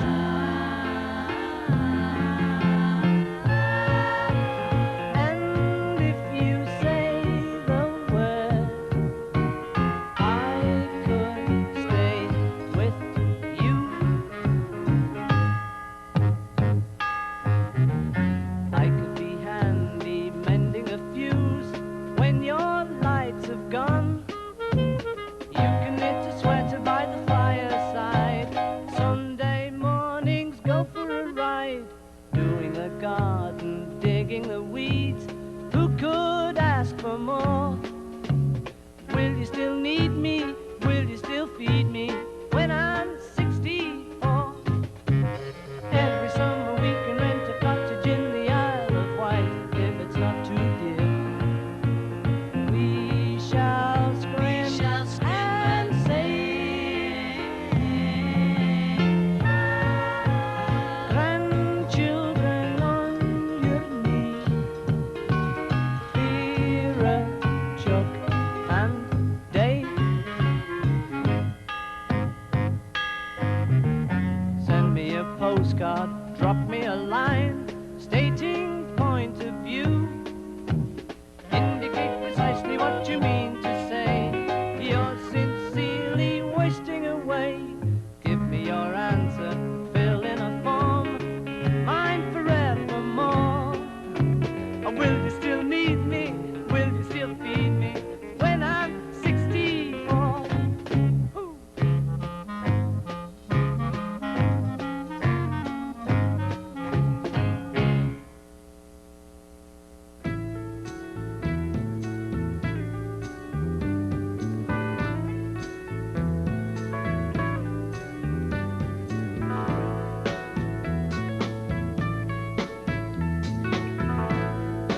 Love is but a song we sing, feels the way we die.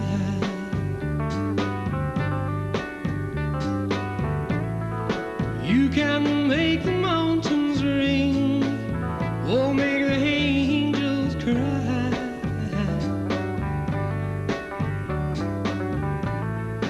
Though the bird is on the wing, and you may not know why. Come on, people now, smile on your brother. Everybody get together, try to love one another right now.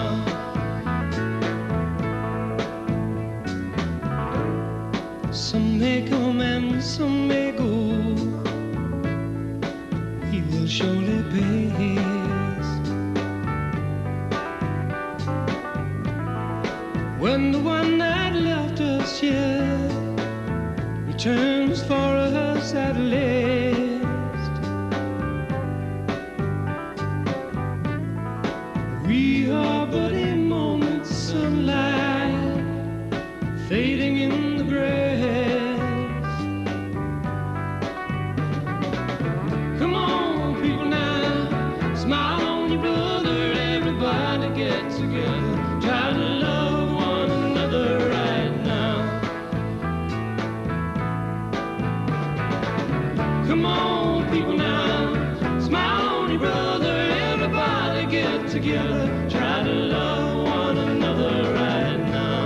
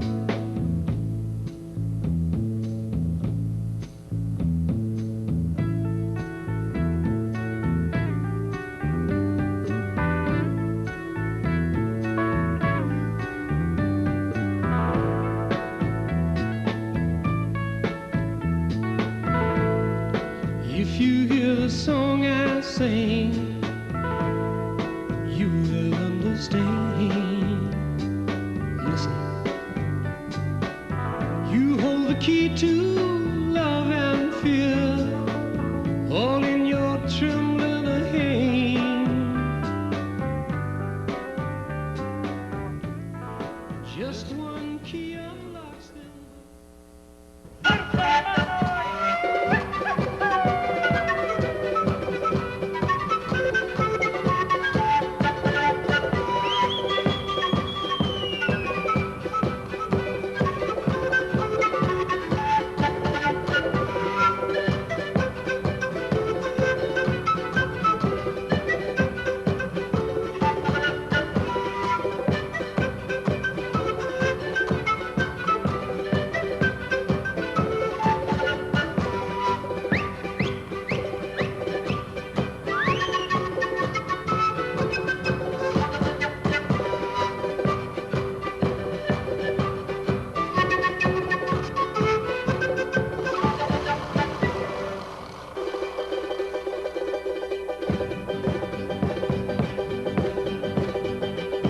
Aquí llega la diablada, se acerca bailando hacia el socavón. Aquí llega la diablada, se acerca bailando hacia el socavón. Saltando y cantan su cariño sincero con gran devoción. Saltando y cantan su cariño sincero con gran devoción. Y le siguen los morenos con traje de luces y sus matracas. Y le siguen los morenos con traje de luces y sus matracas. Con la cadencia de su ritmo cortado, fuerza en su cantar. Con la cadencia de su ritmo cortado, fuerza en su cantar.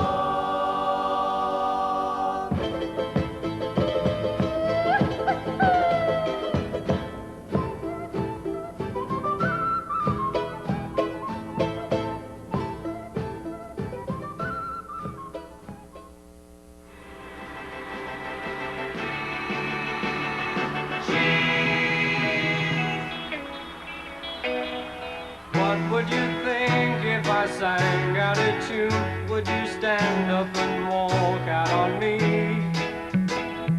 Lend me your ears and I'll sing you a song, and I'll try not to sing out of key. Oh, I get by with a little help from my friends. I get high with a little help from my friends. Gonna try with a little help from my friends.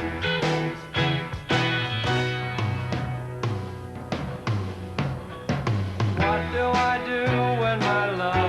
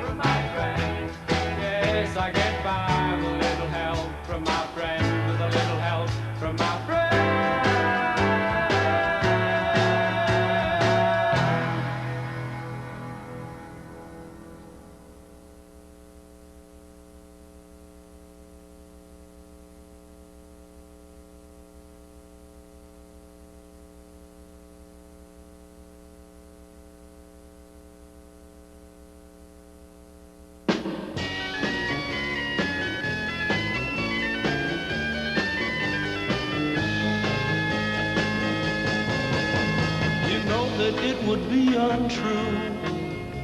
You know that I would be a liar if I was to say to you, girl, we couldn't get much higher. Come on, baby, light my fire. Come on, baby, light my fire. Try to set the night on fire. The time to hesitate is through. No time to wallow in the mire. Try now, we can only lose, and our love become a funeral pyre. Come on, baby, light my fire. Come on, baby, light my fire. Try to set the night on fire.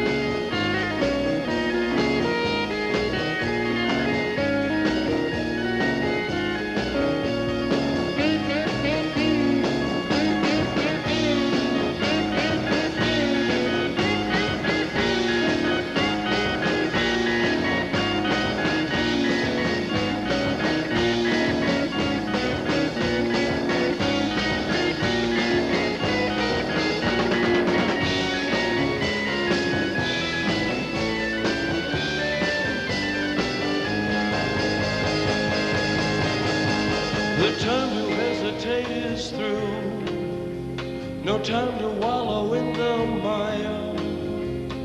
Try now, we can only lose, and our love become a funeral pyre. Come on, baby, light my fire. Come on, baby, light my fire. Try to set the night on fire. Yeah. You know that it will be untrue. You know that I would be a liar if I was to say to you, girl, we couldn't get much higher. Come on, baby, light my fire. Come on, baby, light my fire. Try to set the night on fire. Try to set the night on fire. Try to set the night on fire. Try to set the night on fire.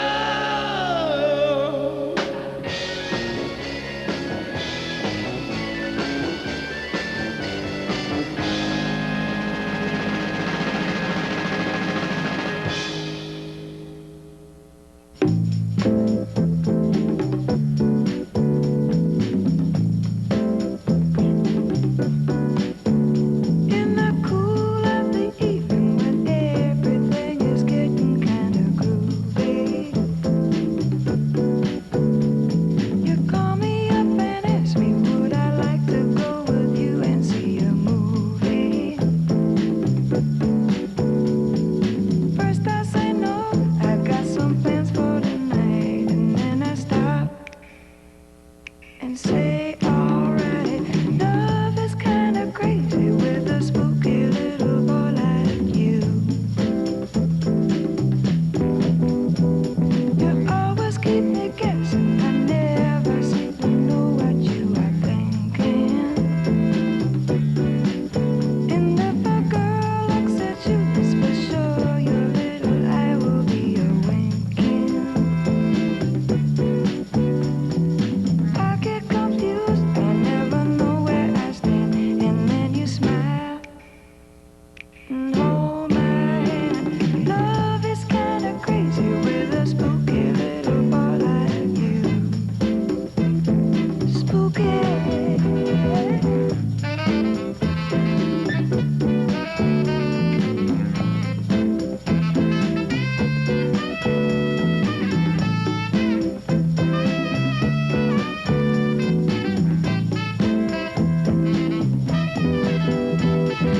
If you decide someday to stop this little game that you are playing.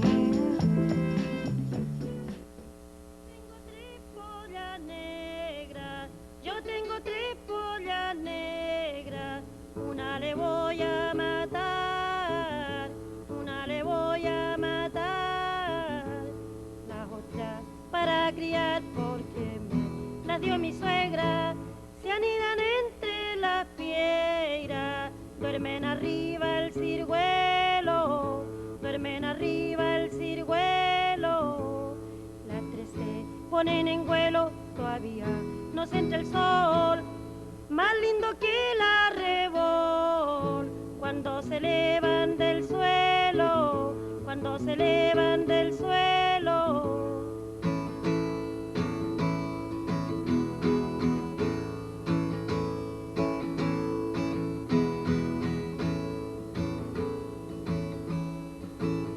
La madre de estas tres If you black and got to work for a living now, this is what they will say to you. They say, if you's white, she's all right. If you's brown, stick around. But if you's black, brother, get back, get back, get back. I was in a place one night, they was all having fun. They was all buying beer and wine, but they would not sell me none. They said, if you was white, you'd be all right. If you was brown, you stick around. But as you black, brother, get back, get back, get back. I went to an employment office. I got a number and I got in line. They called everybody's number, but they never did call mine. They said if he was white, she'd be all right. If he was brown, could stick around. But as you black, brother, get back, get back, get back. Me and a man was working side by side. This is what it meant.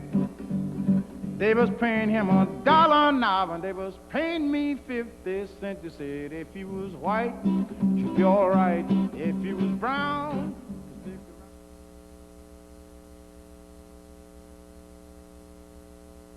Particle man, doing the things a particle can. What's he like? It's not important. Particle man, is he a dot or is he a speck? When he's underwater, does he get wet? Or does the water get him instead? Nobody knows. Particle man. And Pat? Hi, Uncle Andrew. And Josiah. See over there? Say hi. I think he was asleep. Were you asleep in the car? No. Don't. You've been very shy. Right here. Okay. Hey. Hi, Dalton. There's Katie, the famous actress.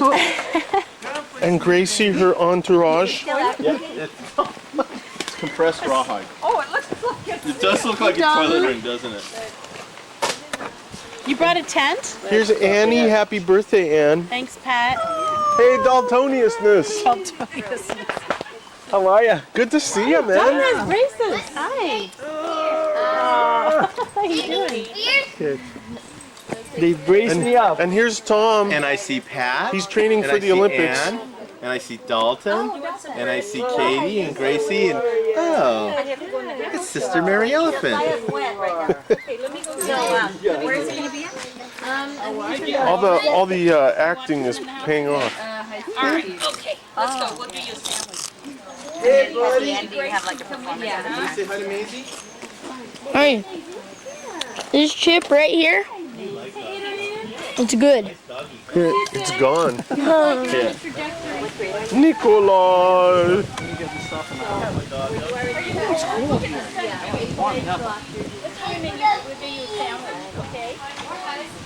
No, you want a sandwich? We're in the middle of Yeah. Okay. You know what? We brought some stuff here. So then I've got all I call these chips GGs because they're good and gone. David, this is Nicholas. You want some olives? Here, come to the sunshine over here. Hi, Nick. Hi, Dalton. Hi, Dalton. How you doing, Adrienne? Hey, Nicole. It's totally hot, David. Here. Go get 2 cups of ice here. Daisy. David, 2 cups of ice over there. That's the ice chest. You say off and no and all those things, just like you're saying. That's perfect. Hi, Josiah. Hi. You know, David, over here, Dad? sweetie. Where Daddy was sitting right behind. hey, Maisie, come. don't go, Maisie, and you go. You don't be in it. You're good with animals, Josiah. Daisy, come sit. Was it this? Down. Daisy, down. Down. Good girl. Down. Down. Daisy, sit. Down. Daisy, down. Daisy, down. No, that's for me. Down. Good girl. That's cool. I got that on film. Daisy, sit. Daisy, sit. Daisy, sit. Up. Daisy.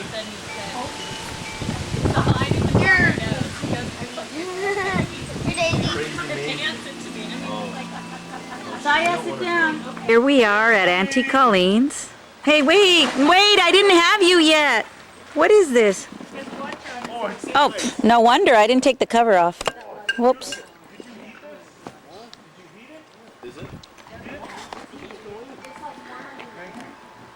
Hey, bud. buddy. Thank you. Thank you, Uncle Bill, for heating the pool.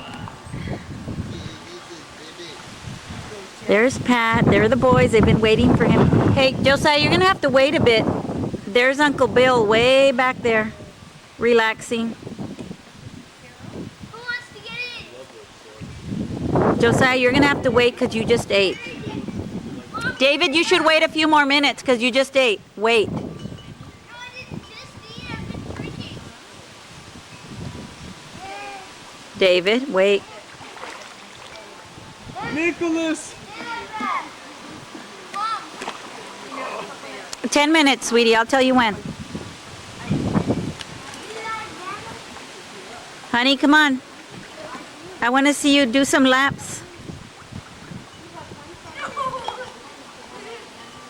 Saya, get over here with that sandwich. No. I dare you to do that again. No, don't. Who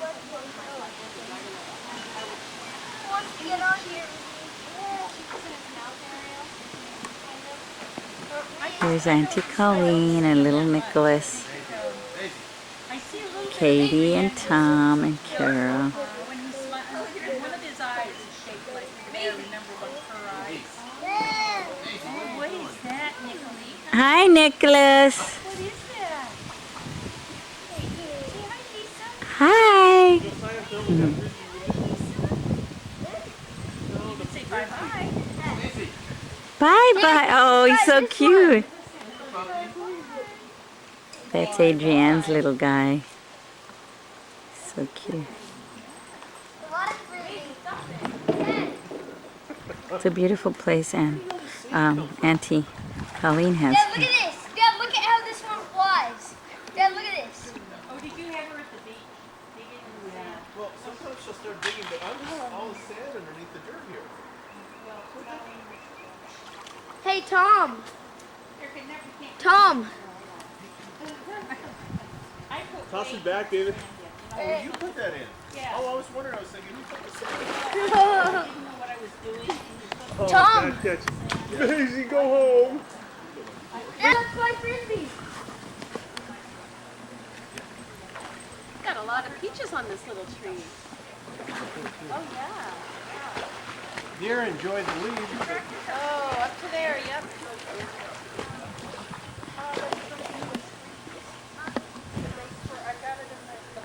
Free frisbee. No, I'll go in the shower. Dad, I'll go in the shower. That's Macy. It doesn't look like much. Maisie. Maisie. Tom and Carol's dog. There's Auntie Colleen.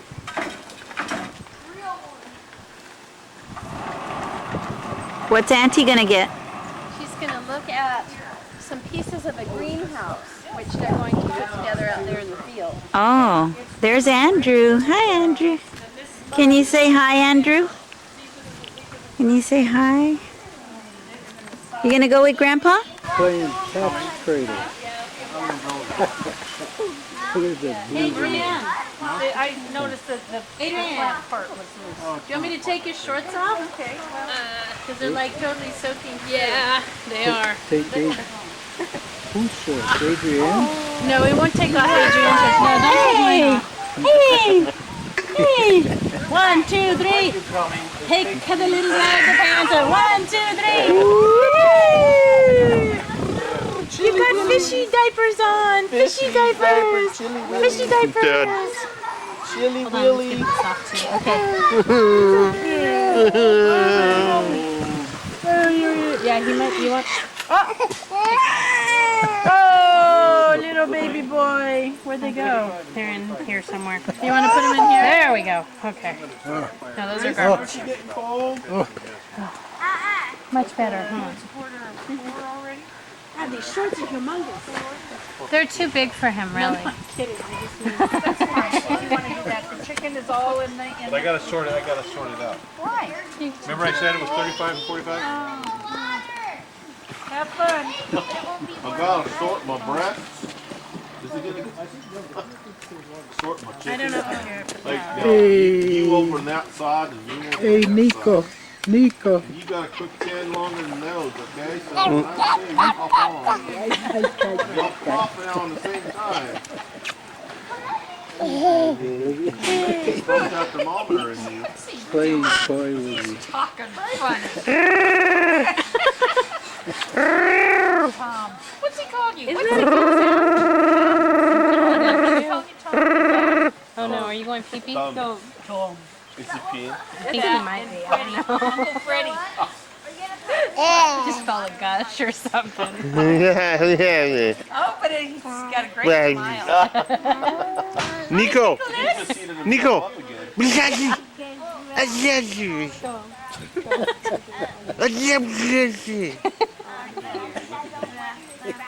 I don't know.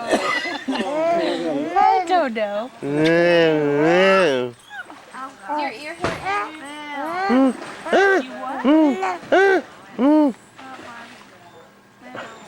Oh yeah. You want to go? I love you. Pão com mel? Is that what he said? That's so great. Is he learning some Portuguese? No. Yeah. Look in a split No, second. he knows some words like pão com mel. Hey, Nicholas, do you know Alfa Romeo? You know that word, son? Oh, don't take the diapers, Maisie. Matrix, Matrix, No. Matrix. If you need water, there's a water bowl around here somewhere. She's got her bowl. Yeah, she's got her bowl. She knows where it's at. Look at his prune feet. Oh, they are? Aww. You're so cute. We're gonna nosh on your prune foot for a while. No. No. That's not a toy. Licking diapers. No, no, no. Not a toy. You can lick Nicholas's butt. Maisie, Maisie, go home, Maisie. Go home. Go home, Maisie. Go home. We're like, where's the dog? We go and she's sprawled on our bed. Oh, my little nature boy. It's kind of cold out there, isn't it?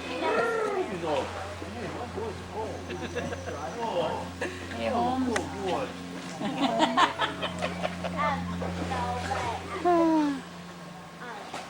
I bet you think the earth, moon, sun, and stars all revolve around you, Nicholas, huh? Nicholas. Oh, Andrew, so nice. I'd like your opinion, your rebuttal on that. Yeah, he says. You so snuggle. Oh, Carol. Snuggle with Grandma. Yeah. Come here. Maisie, drop it. Drop. Stop, drop, and roll. Drop. You want to walk in? Mommy carry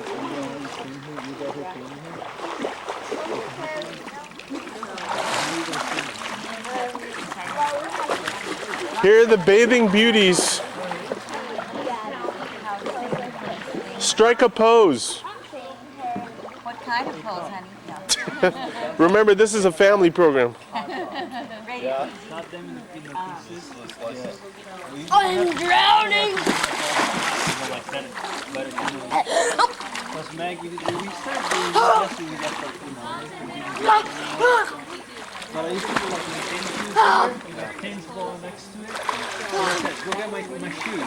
What a stretch for him. He just done it. That's really a stretch. Then she actually learned. They're going down, they're going back up. The train down by the farm early in the morning. See the little clusters all in the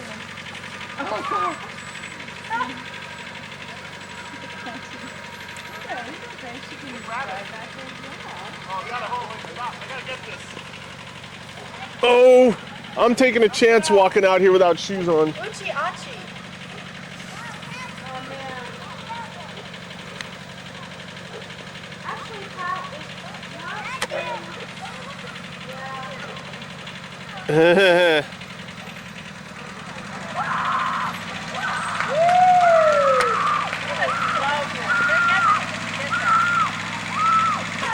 Oh,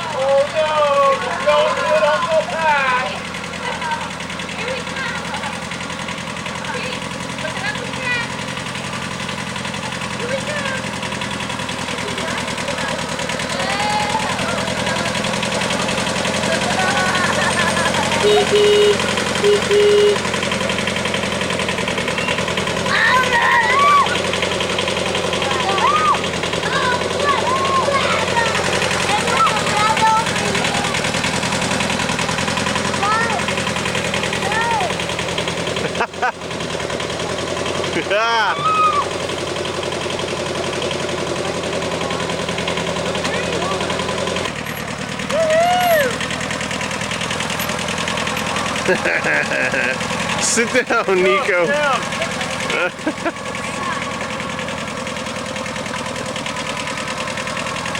Josiah's like, I got it, I'm there.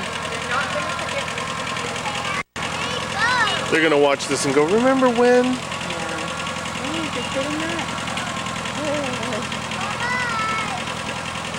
Have fun storming the castle.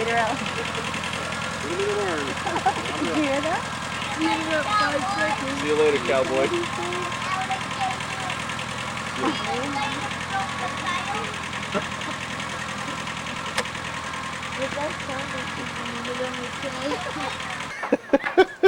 Grandma monster! Hey! Dad, look, it's the California poppies. David, next time you come, I'm going to let you drive it, okay? Okay. Those are, we had a pool cover on the pool and it rotted out, and that's part of it. Those bags over there is full of the pool cover. But I'm waiting for a special recycling day for them to come in and put that out. Hey, Auntie Colleen, are you gonna like I don't think so, honey. Not this trip. David's going to be the No, it's over here. Careful. You okay? Did you see her strawberry patch? Huh? That's what a strawberry patch looks I'm like so after white, deer get it's in not here. even funny. Glenna, can we get that stuff? You want to give me some stuff? They'll come back. But I mean, we had beautiful strawberries. They'll come back. There you go. Newer generation, but he knows. There's a green one right there. You should. No, you find it, you pick it. The flowers will turn into strawberries. Yeah, they will. And my roses had no leaves on them when we came home. On my And you can see the apricot tree. I mean, Let's go eat berries. everything. This tree. screen was all white. There are no berries. Yeah, they all the leaves. Hey, what about the peaches?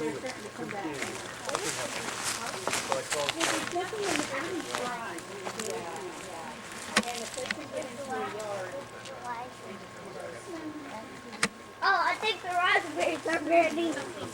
What? What? They're not ready. The raspberries are not really ready. Dad, what are these? Ow, ow, ow.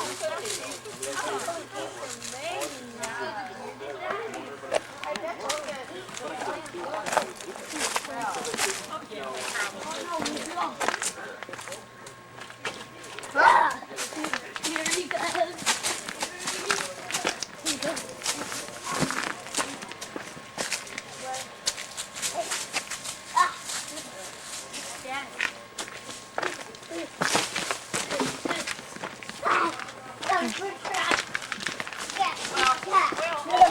You can put it on video with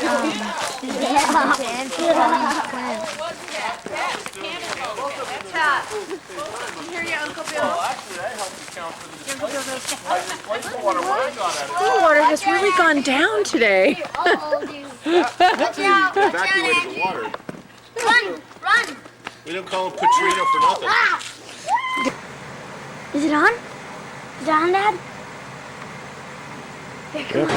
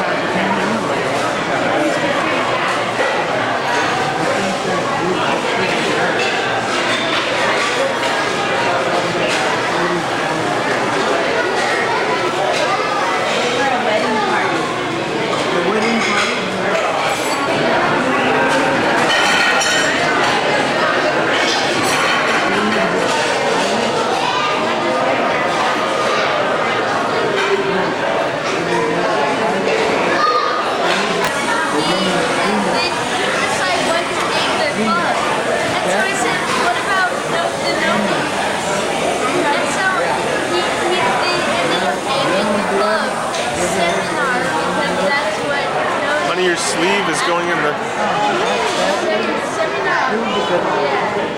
Seven nuns?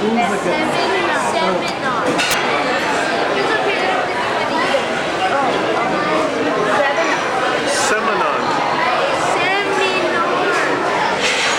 Seminon.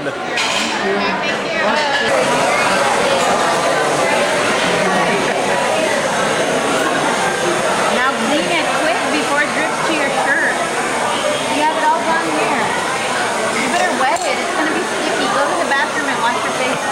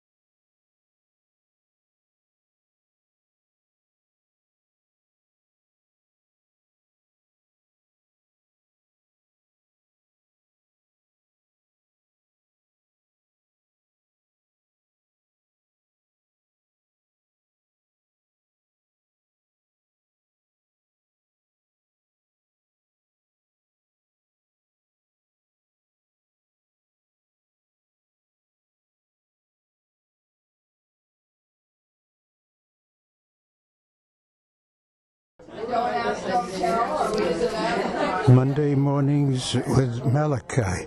It's February 26th. I'm not walking in Cerrito Vista Park. I'm sitting here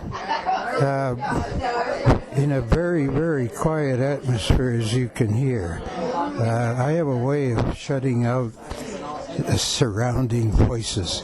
And every Monday morning I go to a writing group of about 20 people, and that's where I am now. The leader of the group is Beth Glick Riemann.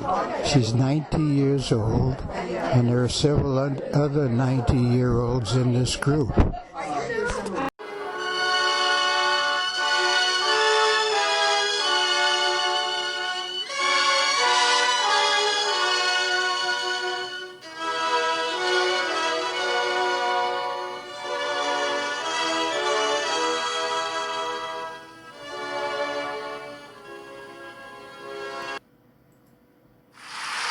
Humor